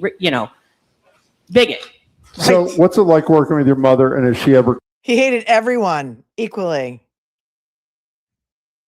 calm? What is it like working with your mother, and is she ever calm?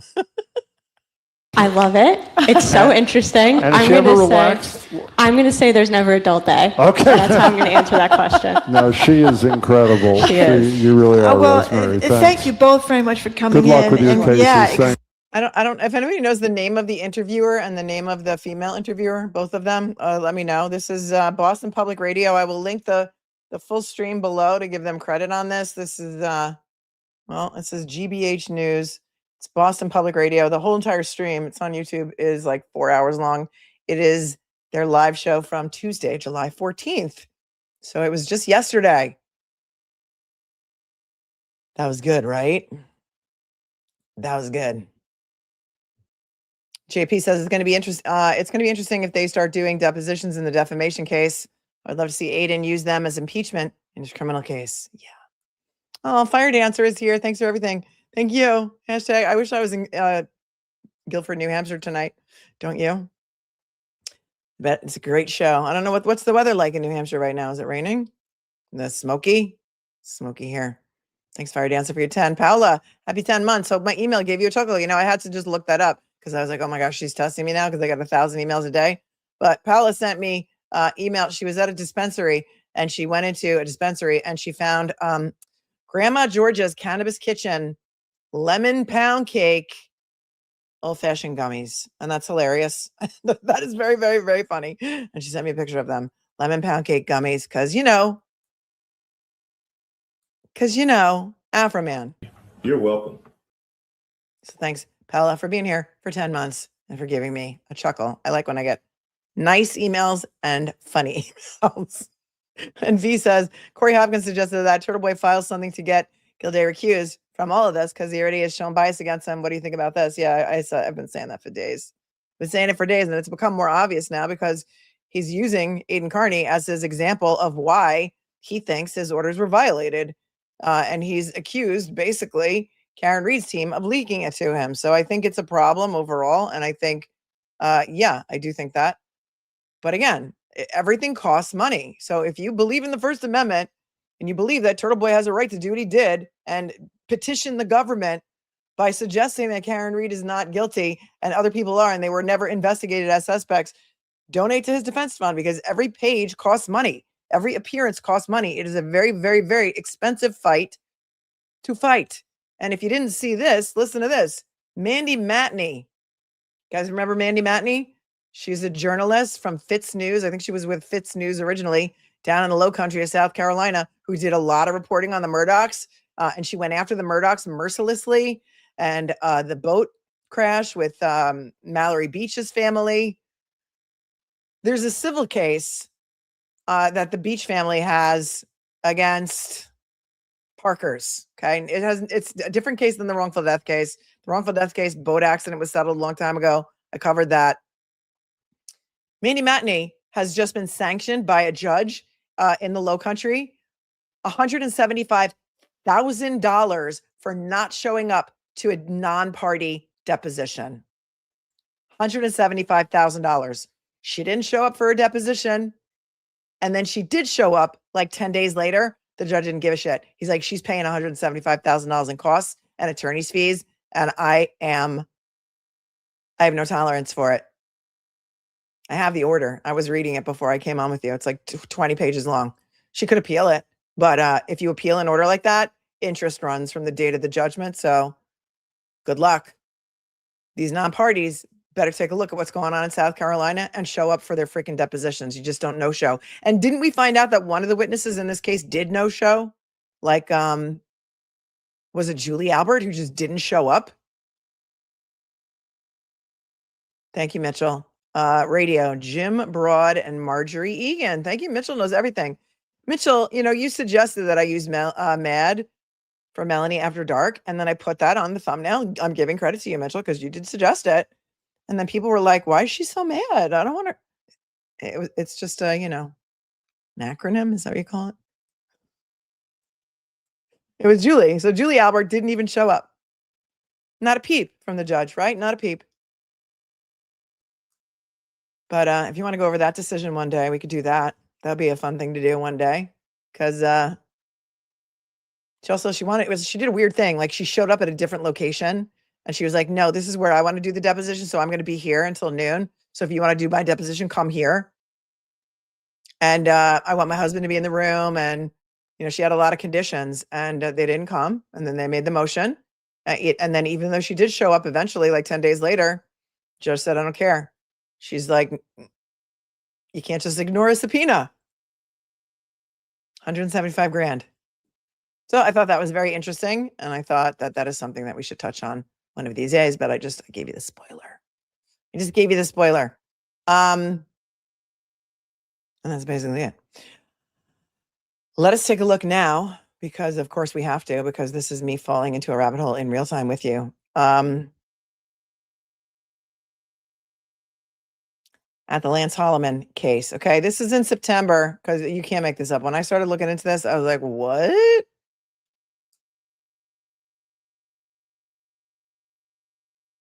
Okay, so originally Lance Hollomon was arrested in September. No, that's not it. 2017. Hang on.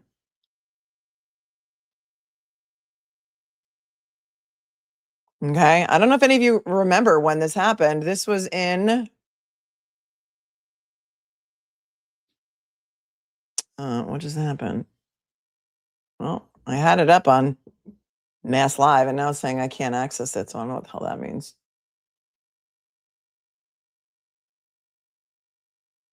It was I-93, Dorchester.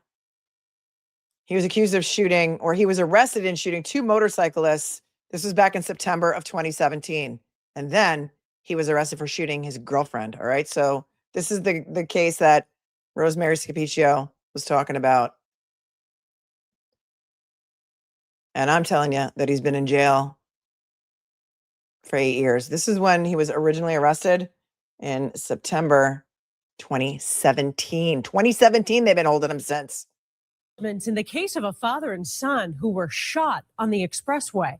The 2 were on their motorcycles when they were hit, and now sources say a suspect is in police custody. WBZ chief investigative reporter Cheryl Fiandaca is here with these details. Cheryl? Well, Paula, Franklin police say in a report that they detained Lance Hollomon because of his erratic behavior. And after learning his real name, officers discovered he was wanted by Boston and State Police in connection to multiple shootings. Lance Hollomon didn't show his face in Dorchester court this afternoon. The 30-year-old brought in on a probation violation involving gun charges.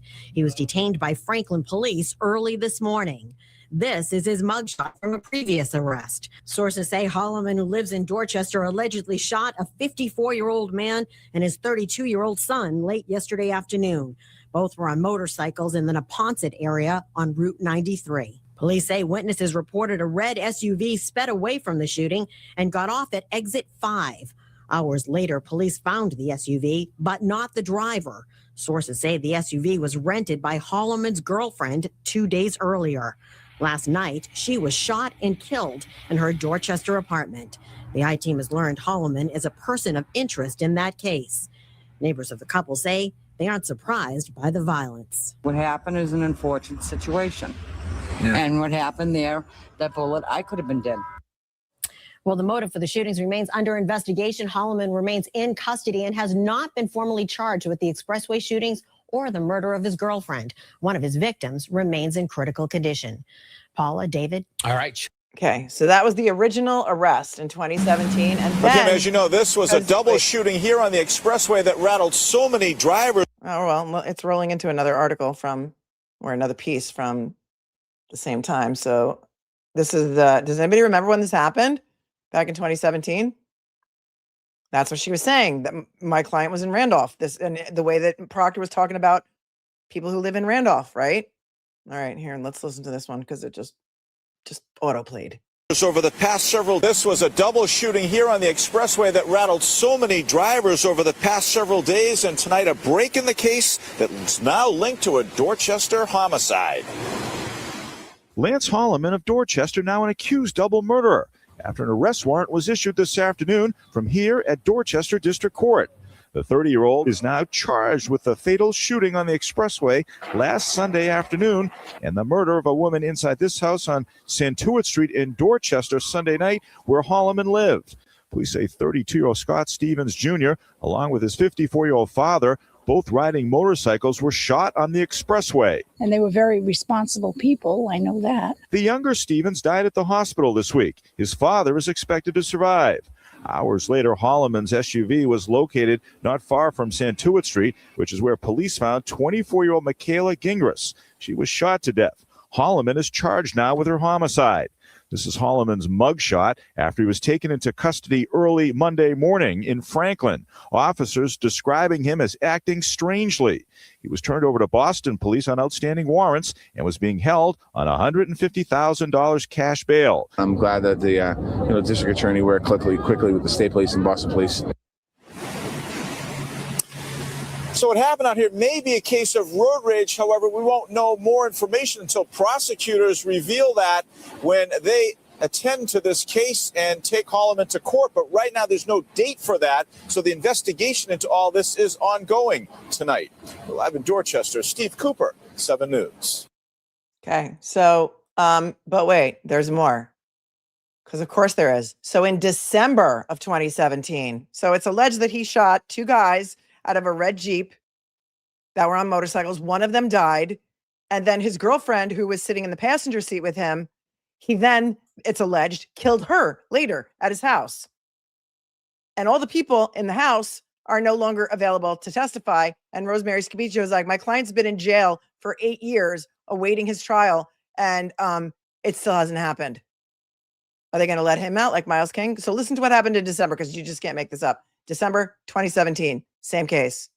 Lance Hollomon. Police officer was charged today with lying to investigators about a deadly shooting. Prosecutors. Wait, let me rewind.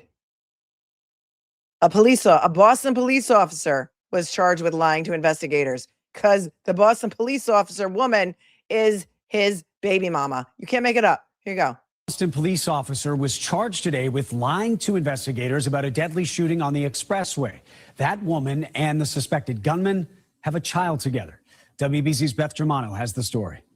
Lance Hollomon's face was barely visible in court as prosecutors laid out a killing spree on September 10th. And today he wasn't alone, as his mother Daphne, sister LaToya, and friend Monica Stinson are also charged with hindering the investigation. It was inside the family home here on Santuit Street in Dorchester that Hollomon allegedly shot and killed his girlfriend, 24-year-old Michaela Gingras. When officers entered a third-floor apartment, it was Hollomon's sister they came upon first. LaToya Hollomon ignored the officers and walked away from the officers toward the rear of the apartment, stood in the kitchen, lit a cigarette. LaToya eventually replied to the officers' questions, quote, look in the living room, that's what you're here for. Investigators say family members who were home here delayed in calling police about the shooting death of Michaela Gingras. They say by the time officers arrived, her body wrapped in bedding had been moved, and there were attempts to clean the area. Investigators say hours before her her murder, Gingras was in a rented Jeep with Hollomon when he's accused of suddenly opening fire on Scott Stevens Sr. and his son Scott Jr. as they rode their motorcycles on I-93 in Dorchester. The father, who had no comment as he left court, was injured in the shoulder. His son fatally shot in the head. Witnesses observed a man fitting Lance Hollomon's description point a firearm outside of the driver's side window of the red Jeep and aimed at the Stevenses. The gun was fired 3 times in rapid succession. Investigators say Hollomon called Monica Stinson, the mother of his child, and a now suspended Boston police officer 3 times after the shootings. She's accused of failing to notify authorities about the contact. Families of the victims left court saying they want justice. Beth Germano, WBZ News. Okay, so that goes back to 2017. And then, because wait, there's more. Here's what just happened in May, because Rosemary is on it. She's on it.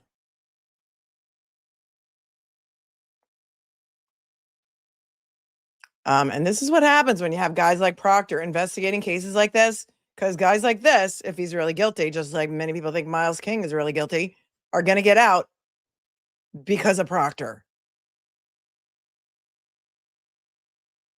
Okay. Man accused of 2 Boston killings to remain in jail despite latest trial delay. This was in May. She's trying to get him out on bail like she did with Miles King. A man accused of carrying out 2 fatal shootings in September 2017 was denied bail on Wednesday, despite spending more than 8 years behind bars awaiting trial. Lance Hollomon was scheduled to go to trial on May 4th of 2026, but Judge Diane Frenier, we like Diane Frenier, don't we? Except I disagreed with her on the law. She's the one who tried Brian Walsh's case, who, by the way, is looking for a pen pal in jail. Wait, we'll get there. In case anybody wants to be pen pals with Brian Walsh. Judge Diane Frenier delayed the case by 6 months so his defense could fully investigate newly discovered evidence about the Massachusetts State Police Crime Lab. Remember this?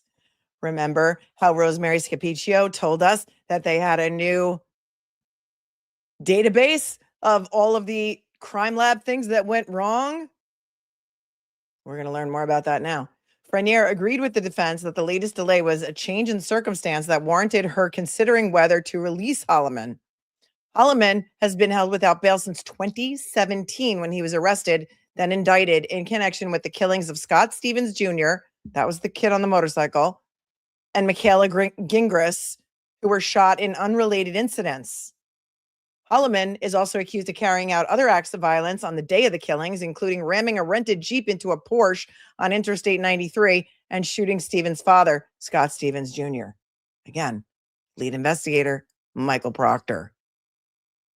A hearing before Frenier last week marked his first opportunity to be released. His defense lawyer, Rosemary Scapicchio, said he would remain on home confinement if freed from jail.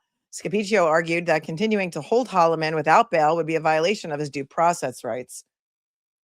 Frenier determined that Hollomon had a strong incentive to flee prosecution, given the fact that he is staring down 2 potential life sentences. Okay, that doesn't matter, though. Speedy trial, apparently, in Massachusetts is not a thing. She found that despite Scapicchio's arguments to the contrary, prosecutors had strong circumstantial evidence linking Hollomon to the killings. The passage of 9 years, though undeniably weighty, does not change the strength of the Commonwealth's evidence or the heavy potential penalty the defendant faces, she wrote in a brief order. The judge also distinguished Hollomon's case from that of Anthony Howard, who was granted bail by an order of a single justice of the SJC in 2020. Scapicchio pointed to the Howard case during her argument. Unlike the situation presented in Howard, in this case, there's been no change to the strength of the prosecution's case. There is no pandemic, Frenier wrote, adding that the recent 6-month delay was far less than the 3-year delay that Howard faced during, the panty. Frenier laid the latest delay at the feet of prosecutors, but said most of the time Hollomon had spent detained came with his agreement as the complex case worked through typical pretrial motions. Status conference was scheduled for May 19th. I can't for some reason access the Mass Live article that I wanted to share with you. I have no idea why. However, in that article, Rosemary Scapicchio does talk about that database, that crime lab database, that she's not sure when it started, when it was enacted or created, but she thinks it was created in 2025, and that it has to do with all of the lab techs and any errors that they make, and she's trying to get a hold of it. She's the one who let us know that that thing existed, and then it started showing up in other cases too, right? People started asking for it as well. It's crazy. Thank you, Mama Loca, for being here for 13 months and for your compliments. Oh, I appreciate you. She says you're on fire tonight. Thanks for all the laughs the past 13 months. Love you with all my heart. Love you too. Proctor got waffled says, thanks for being such a baddie. Oh, thanks for being here for 14 months. $40 from Tuxberry's backpack. There you are. I was looking for you. I said, that's the best username tonight. This is when I see Proctor's lawyer, I see the unfrozen caveman lawyer, Key Rock from 1980s SNL. Recently, they did a hilarious skit with the kid. I don't know why his name is escaping me right now, but he does an incredible impression of Sebastian Maniscalco. And he was doing Sebastian Maniscalco as a lawyer, and it was hilarious. And then Harry Styles was on an episode too, and then Harry Styles was the other lawyer in the courtroom, and it was a hilarious sketch. It's not as funny as it used to be, but there are moments when it is really, really, really, really, really funny. Don't forget to hit the like button. Kaylee Bob, thank you for your 40. Tuxberry's backpack. Kaylee Bob says, I think they want to protect him because exposing everything for bankrupt will bankrupt the state, or rather what's left after Karen's finished with them. Maybe. Marcello, that's right. His name's Marcello. Thank you. Andrew Collins is in active recovery. Happy anniversary. Congratulations. You can do it. You got this. So proud. She says, thank you for being here for 22 months. And one day at a time, girl. One day at a time. Marcello Hernandez. Right. Diane Gallagher says, I was at that hearing in the tiny courtroom that Karen Reed's trial was in. We then chatted with Miles King on the courthouse steps. He thanked us for being there and then gave his comparison of Karen Reed's trial and his. Unfortunately for him, once he was let out on bail, he got picked up by the feds, and now he's in federal holding in Plymouth for drugs, allegedly. So they're holding him anyway. Pierce said, get it, Rosemary and daughter. Thanks for being here for 31 months. Lisa Vega, thanks for becoming a member. Amy has been here for 23 months. Thanks, Amy, in Boston. And Mozzie said, when I joined the NSW police in Australia in 1998, all applicants had to sit through a 3-hour psych eval to determine fitness. Proctor would have failed. I mean, why couldn't he pass the background check at Boston PD? What's in his background? Why did it take him 2 tries, according to Rosemary, to get into MSP and then get chosen, hand-selected to be assigned to the Norfolk DA's office? It's wild. JoJo's grave concern says she has no F's to give, and I love it. Thank you for being here for 16 months. Jerry, not Seinfeld. There's many mandatory personal tests. How about mandatory phone tests, including personal phone? Do you think this is possible? Police union is very, very, very, very strong. Second only maybe to the teachers. And so I don't know. Can't really opine on that. I'm a New Yorker. I don't know what the hell goes on in Massachusetts, and you're Canadian, so could you just stop the fires? Because my eyes are burning with all the smoke right now. I don't know. Some changes are coming. They audited the Can PD. I mean, that was kind of a joke, but if Adam Deitch is elected, things might change in Norfolk County. So there's that. I started this stream at 7:30 Eastern. For whoever's asking in the chat, Linda. El says Rosemary's waiting for Lally too. Can't wait. Yeah, we have that in the calendar. That's in August. I forget the exact date. August, I want to say like August 27th. Thanks for your 5. And Josie Lou, thanks for your 20. Says after completing 20 years with the FBI, Mr. James Syracusa, that is Lizzie Proctor's father, was Office of Inspector General in Massachusetts. After retiring with the FBI, his brother is also related to the Massachusetts State Police. Well, do you think they helped Proctor get the job? Is that what you think? Lisa Vega says, can they get a dismissal if they prove the Haas defendants are the ones leaking the information? I don't think that he would sanction with a dismissal. He threatened it, but do I think that he ever would really do that? I don't think so. I mean, he can. He told us he can do whatever he wants, basically. He's got wide latitude. But do I think he will? No. Thanks for your 5. Someone should email that case to Gildea. No, nobody should email the judge. Do not. Thank you, Jennifer, but do not email the judge. Do not email the judge. Anyone, nobody email the judge. I would never recommend that. But I'll take your money. Lutheran Lady, thanks for becoming a member. And YSL wants to know, can Rosemary get Proctor's deposition for the impeachment? I don't think so. I don't think that they're going to be able to share it without side. You know what? That's a great question. Can they share it with another attorney in another case that they're not involved in, that for Proctor to be impeached during the pendency of this case before this case is over? That is a great question. I mean, lawyers in New York routinely share deposition transcripts with other lawyers of expert witnesses and police officers as like a,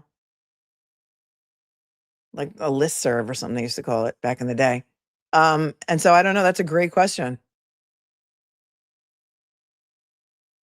I was thinking that he was trying to restrict them from using it in their own cases, like in federal court and Karen's case with MSP in town of Canton. But it's a great question. I don't think they can share it outside the confines at this point. but I have to think on that. I have to pray on that. Oh, and speaking of opinions, Carol Erskine, Judge Erskine gave a tongue lashing to Gildea. You got to see this. Hang on. You know, Carol Erskine, right? She wrote a book. She's a retired judge from Massachusetts. She wrote a book about Harmony Montgomery, and she's a big proponent of like children's rights and a big like champion for victims. And she tweeted this. Somebody sent this to me when just today. Does today.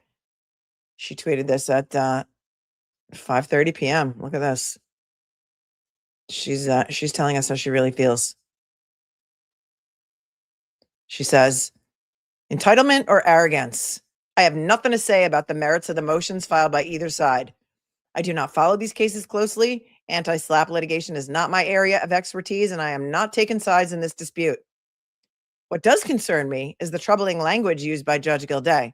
Throughout my years on the bench, it was made clear that judges should focus on the legal sufficiency of a filing, not characterize the attorney who filed it. Appellate courts have repeatedly cautioned trial judges against abandoning clinical, objective language in favor of inflammatory commentary. The issue is not whether a motion was deficient. Judges have every right and obligation to say so. The concern arises when criticism shifts from the filing itself to language suggesting an attorney acted out of arrogance or a sense of entitlement. And remember, he said that during the hearing the other day to Seligson. It was Seligson who was arguing the anti-SLAPP motion to dismiss for Karen. He said, I'm not really sure if it turns on a question of entitlement or arrogance.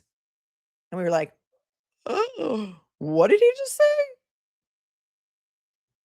She goes on to say, as the United States Supreme Court noted in Lightgey versus the United States, judicial comments can raise concerns when they reflect a degree of personal antagonism that causes the public to question whether impartial judgment remains possible.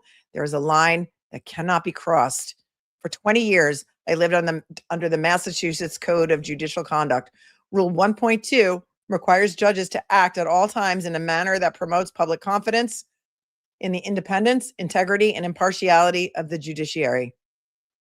That obligation extends beyond actual impartiality. It includes avoiding the appearance of partiality. And there's a picture of Judge Gildea underneath it. Tell us how you really feel. Retired Judge Erskine. Oh, the motivational quote of the day. Sorry, I forgot it. You're right. I have it right in front of me too. Today's motivational quote of the day for Wednesday, July 15th, 2026 is brought to you by, let me close some of these windows. Maybe that's causing the buffering issue. Dennis Waitley, Waitley. So I looked him up because I don't know who everybody is. Dennis Waitley was an American motivational speaker, writer, and consultant. He wrote such things as The Psychology of Winning. All right. I don't know if anybody knew that. But if you can't hear anything, it's probably because you're behind in the stream.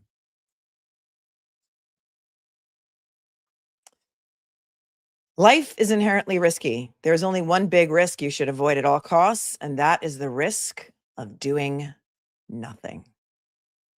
Oh, I like that. How do you like that, Dennis Waitley? Life is inherently risky. There's only one big risk you should avoid at all costs, and that is the risk of doing nothing. Here's your quote of the day for Wednesday, July 15th, 2025. And then we need our affirmation for a badass, because that's what we do here. There you go.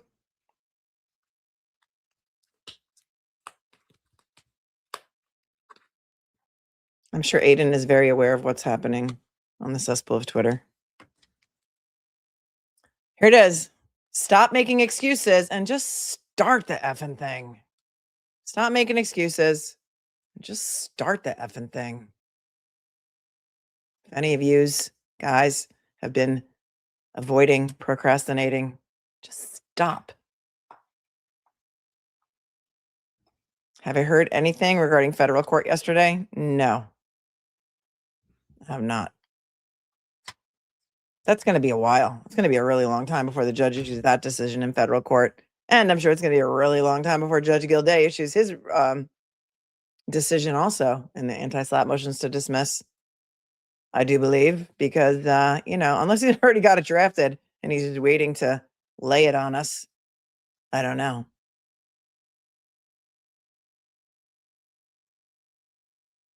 Oh, please.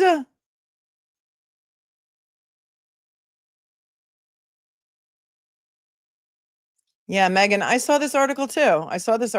However, I was in the court docket today, and there is no order. So unless there is an actual order, here's what it says. We covered the hearing on Sarah Grace Patrick yesterday. Sarah Grace Patrick is she was 15 years old at the time that her mother and stepfather were murdered in her home by gunfire. And she has been sitting in solitary confinement for a year waiting for her trial. They've charged her with the crime because she was in the house, and her little sister was 5, found the body, and also because she asked some TikTokers to share her story to try and help her find the killer. So I saw this article too. They're asking for more time. The trial is supposed to start on August 3rd, but she has a new attorney. His name's Sean Hoover, because LaToya Williams is no longer with the public defender's office. And he's asking for more time because there's this new evidence of this new gun, and there's like new gun evidence. And he needs to also prepare some stuff about sentencing because she was 15 at the time, and she's a juvenile, and he's got to do more research basically. But he's had the case since February, and so he was asking for more time. And there was an article published today that says the family says the trial will go ahead as scheduled for Carroll County teen charged with killing mom and stepdad. The defense team for Sarah Grace Patrick was in court this week asking for more time to prepare their case. All right, let's watch the video. At United Bank Shares, banking means more than financial solutions. It means rallying around the causes that are important to our customers, employees, and community. Oops. And now, yeah, of course, it takes me over there. And I got to go back here. Nothing's easy today. I'm telling you. All right, go ahead. Play your stupid commercial. I'm not going to listen to it.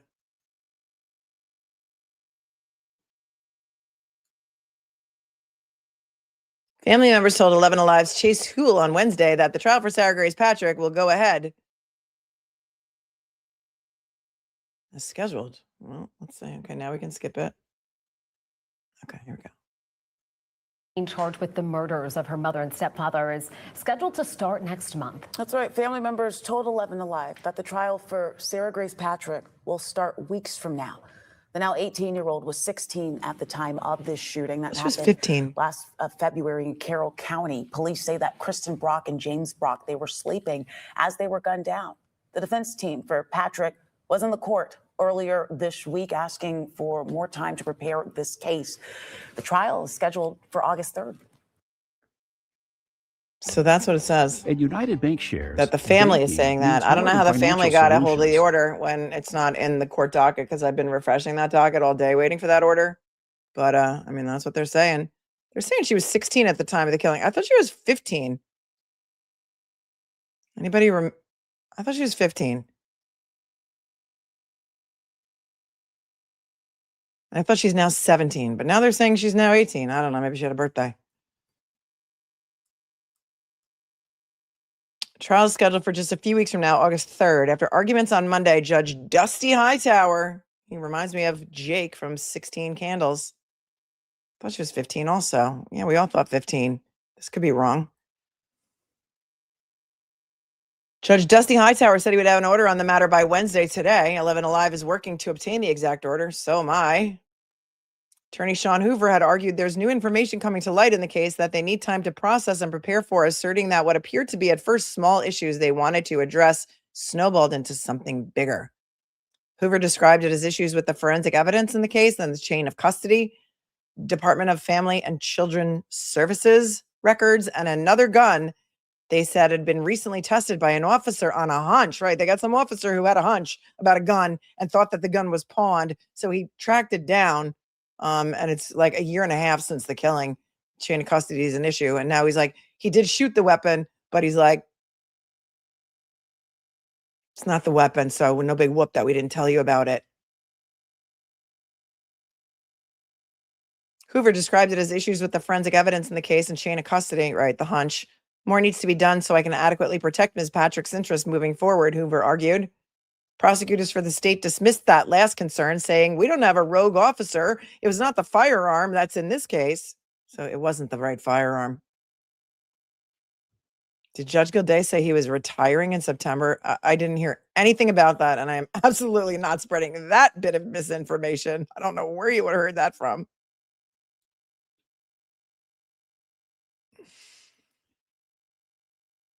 He noted that the rules for discovery give them until 10 days before the trial to turn over everything to the defense team. That seems fair. The trial at this article's publishing is 19 days away. That was today. Patrick faces 2 counts of malice murder, 2 counts of felony murder, 2 counts of aggravated assault, and 2 weapons charges. She's accused of shooting her mother, Kristen Brock, and stepfather, James Brock, while they slept. Police said at the time of her arrest that mountains of evidence had led them to charge the teenager. I have a whole playlist on this case. We watched that press conference. It was wild. None of the evidence has ever been released. But what we do know, well, I'll tell you after I read this article, see if they even bring it up. The teenager has had support from some family, friends, and church members who maintain her innocence. At previous hearings, some have attended wearing I Stand with Sarah t-shirts. Her friends contended at prior bond hearings that she just doesn't have this in her and is not the evil person the Brock family is making her out to be, as family friend Carrie Jensen said on the stand. Her pastor, Ben Booner, described praying with her and talking about what she's reading when speaking with her in jail. Right. We watched all those hearings. They're in my playlist. I urge you to go back and watch them because we're absolutely covering this case when it happens. James Brock's son has been among those to speak against Patrick receiving bond. So her stepfather's son. And we remember his testimony. All of them testified at the bond hearing. It was weird. It was like watching victim impact statements. Never seen a bond hearing like that before. Your Honor, it feels like I'm living in a nightmare, said Brock's oldest son, Tristan Brock. James Brock's sister, Kim Bowling, also said on the stand, if the defendant can kill her own parents in such a violent manner, I fear for my own safety and the safety of my family and friends.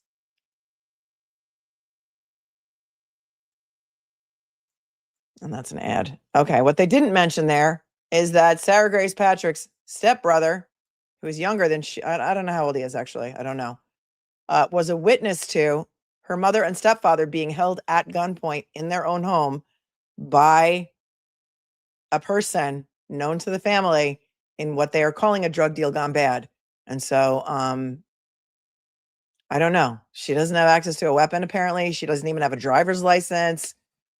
There's a lot of things with this case that are just rubbing me the wrong way. The fact that she asked TikTokers to help her find her, that's the way kids communicate nowadays.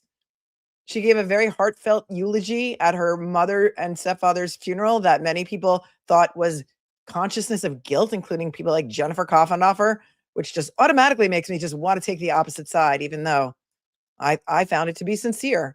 I mean, as a 15, 16-year-old girl, that's where kids go with their feelings. They go to TikTok. Fight me about it.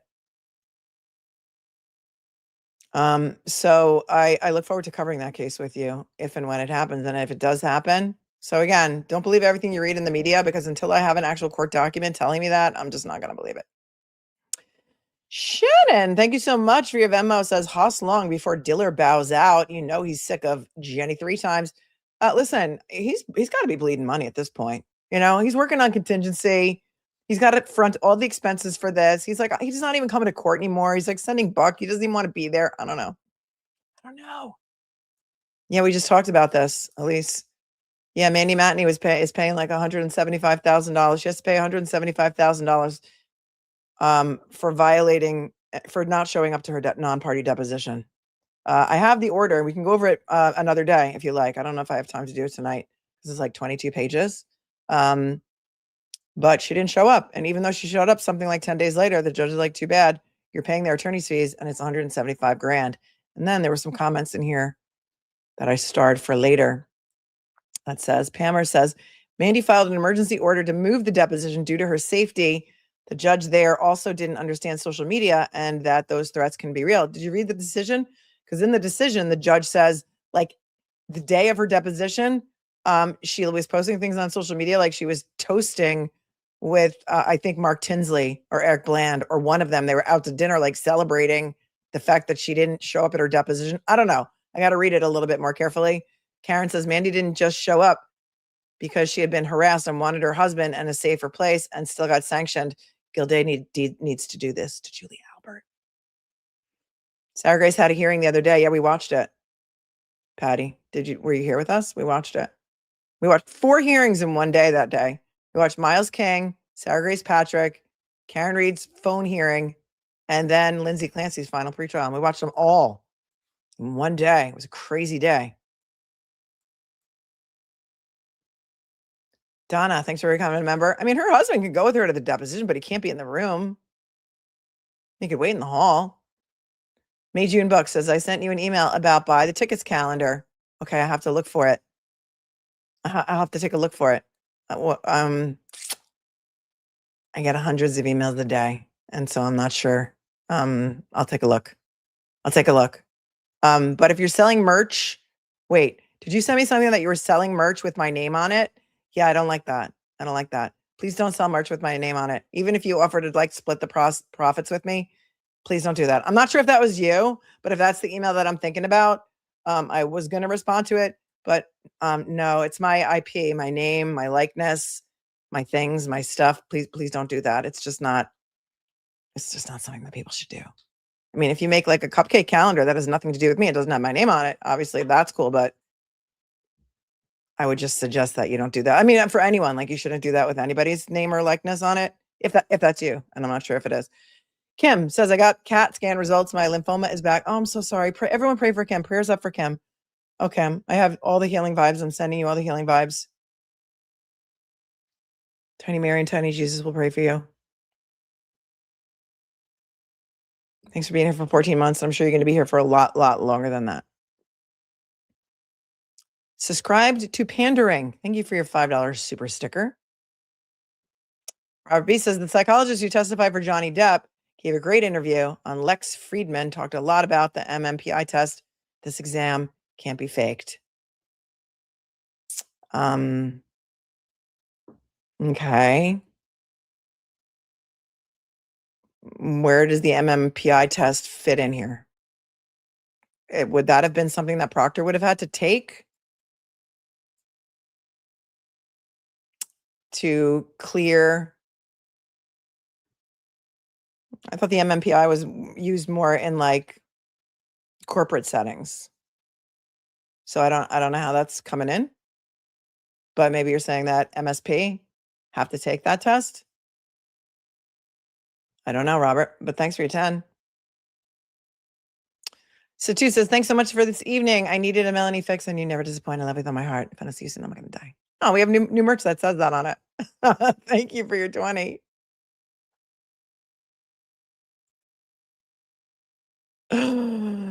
Love you, Melanie. Thanks for all you do. Thank you, Blessed Texas Lolly, for being here for 9 months. And Elise says, have you seen the $175,000 contempt finding against the journalist who broke the Murdoch financial crimes? Manny would love your take. Yeah. Gonna have to table that for another stream because it is lengthy.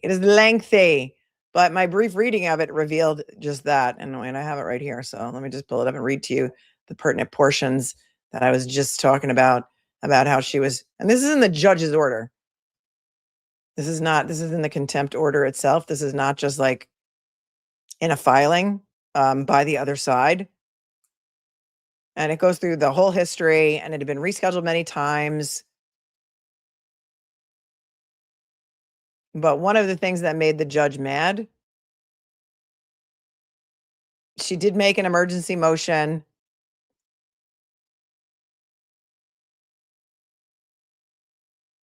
less than 36 hours before the deposition. It was supposed to be on March 27th. And then the defendants filed a response. She was a non-party witness, just like all the non-party witnesses that we're talking about in the Karen Reed cases. We're talking about Mandy Matney now. We're pivoting down to the low country.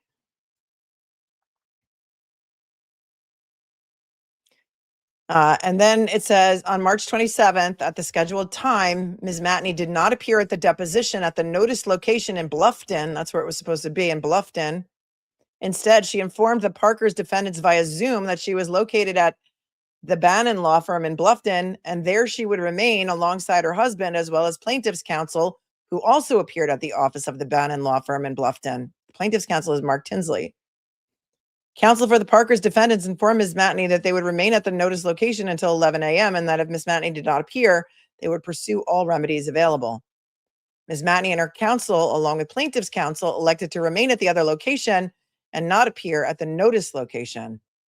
And at 3 p.m. on that same day, March 27, 2026, Ms. Matney filed a status update on emergency motion to set deposition location, wherein she relayed that she had appeared at the deposition location that she had arranged with private security and waited until noon. Ms. Matney's social media posts from later that same day, and then there's a footnote that says these social media posts were absent from Ms. Matney's status update, but attached as exhibits to filings submitted by the defendants, included pictures of her eating lemon pound cake with, oh my God, you can't even make that up, eating lemon pound cake with plaintiff's lead counsel, that would be Mark Tinsley, and after the attempted deposition was adjourned, and toasting herself with a beverage at an outdoor location. She also posted pictures of herself, her counsel, and her husband having what appears to be a celebratory meal outing in Savannah. The court observes that Ms. Matney's post memorializing these activities evidence her intent to defy her obligation to appear at the notice deposition location. So her emergency motion was denied. And then it says that she actually did appear finally for a deposition on April 8th, but that the defendants filed an order to show cause why she shouldn't be sanctioned, and that the judge got all of the legal affidavits about their billing and everything else. And at the end of the day, at the end of this order, Judge R. Keith Kelly in the Hampton Common Pleas Court ordered that Mandy Matney pay $171,500 for attorney's fees and costs, plus a $5,000 fine.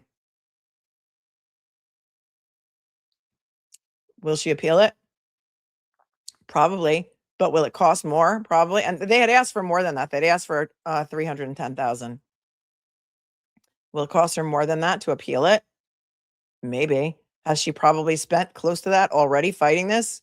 I think so. Why did she not want to get a deposition? I'm not really sure. She's a journalist. I'm not sure what they wanted her testimony for. This is a case.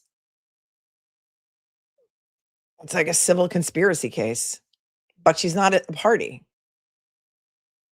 So I don't know. I have to dig into it more. I'm just reading to you what I read earlier today, the salient portions right now. So thank you, Elise. That is a little bit of it. We can talk about it more at length, but I really want to see the complaint. There's a lot of things I want to see. If anybody knows why they needed her testimony, tell me. Alabama realtor Gigi, hi Gigi, says I'll be boots on the ground for Sarah DeGrace. Patrick, I'll be needing a cupcake bracelet. There's pins in the merch shop. Little pins that say, I went to Cancun with the attorney Melanie Needle. They come like 5 in a pack. Everything's 20% off right now. It's probably like $4. That's a good way to like find each other. I think that would be a good way to find each other. If we find out when it's happening, shoot me an email so we can keep in touch and I have your information. People are saying,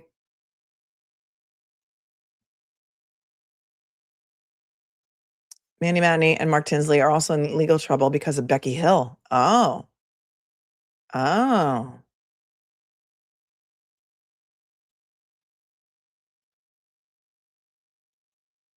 She's going to appeal for sure. But it's like, here's the thing. If you appeal an order like this and it's upheld on appeal, you're paying interest from the date of this judgment to the date that it's like finally decided. And the interest is like, it's like usurious. It's like 19% interest. Like whatever it is, it's like extortion. If she's got money, she might be better served just trying to settle it for less, because she's just going to be throwing good money after bad at the end of the day, right? I don't know. I mean, I have to dig into it more, but I mean, Don't believe everything you read, I guess, from the Low Country, but that's the actual court order, the contempt order. And look, RN in Rome, Georgia also lives close to Carrollton, so you guys should hook up if you're going to go to Sarah Grace's trial as well. You guys should hook up. See, that's why you need to hook up with Alabama Realtor Gigi and get the pins, and then you can see each other. Cupcakes in the courtroom. Many of you were at the Edric Faust trial together. DK says they claimed she had evidence that she wasn't turning over. She didn't. You're talking about Mandy.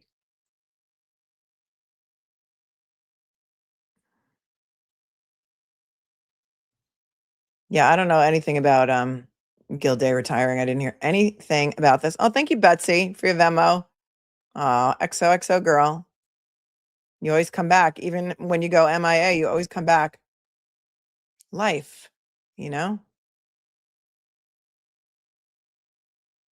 Life happens.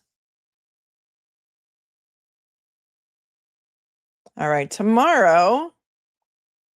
What else do you guys want to talk about? Anything else on your mind? Oh, let's talk about Brian Walsh wanting a pen pal. Hold on. I forgot. Got sidetracked.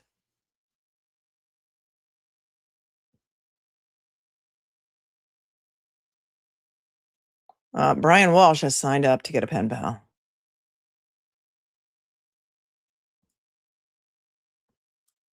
Again, I don't. Why am I getting like access denied? You don't have permission to access this. What is going on?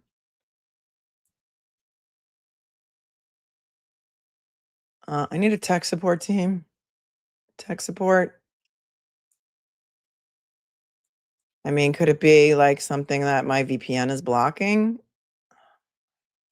Anyway, Brian Walsh wants a pen pal. If you want to find that article, Boston 25 published it.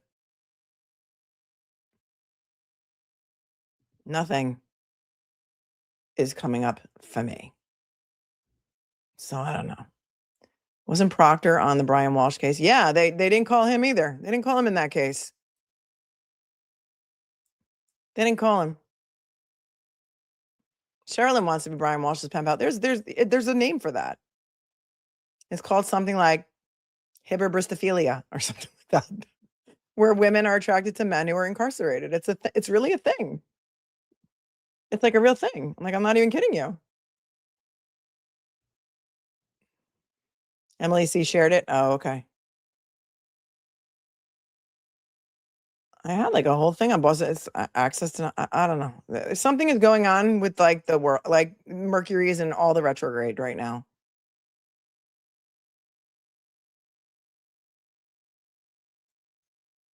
Where did she share it? Oh, she also did a funny video that popped up on my YouTube.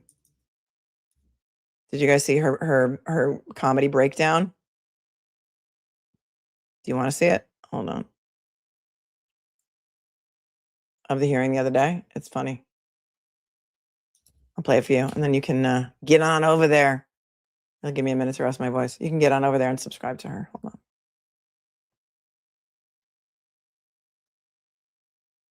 Okay. Oops. Stop. Stop. Okay. It's vertical. Okay. This is EmilySeee. If you don't know who EmilySeee is, who are you? First of all, Emily, SEEE. Here's her comedic take on Karen Reed's cell phone hearing. Thank you, Megan.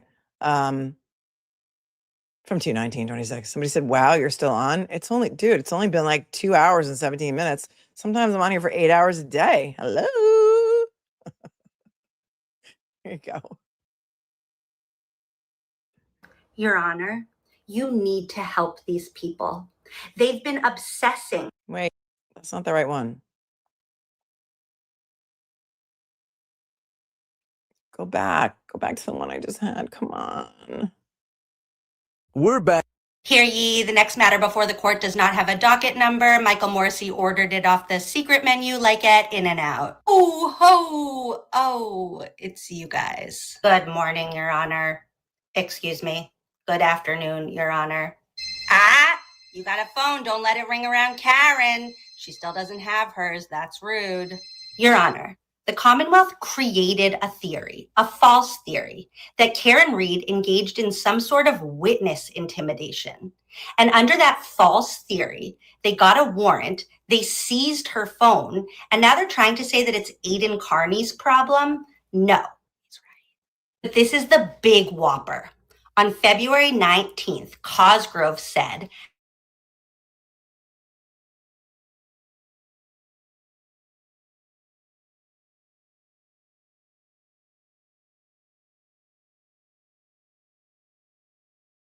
so who's really advancing this case? Classroom 203's principal, Maya Angelou, once said, when someone shows you who they are, believe them the first time.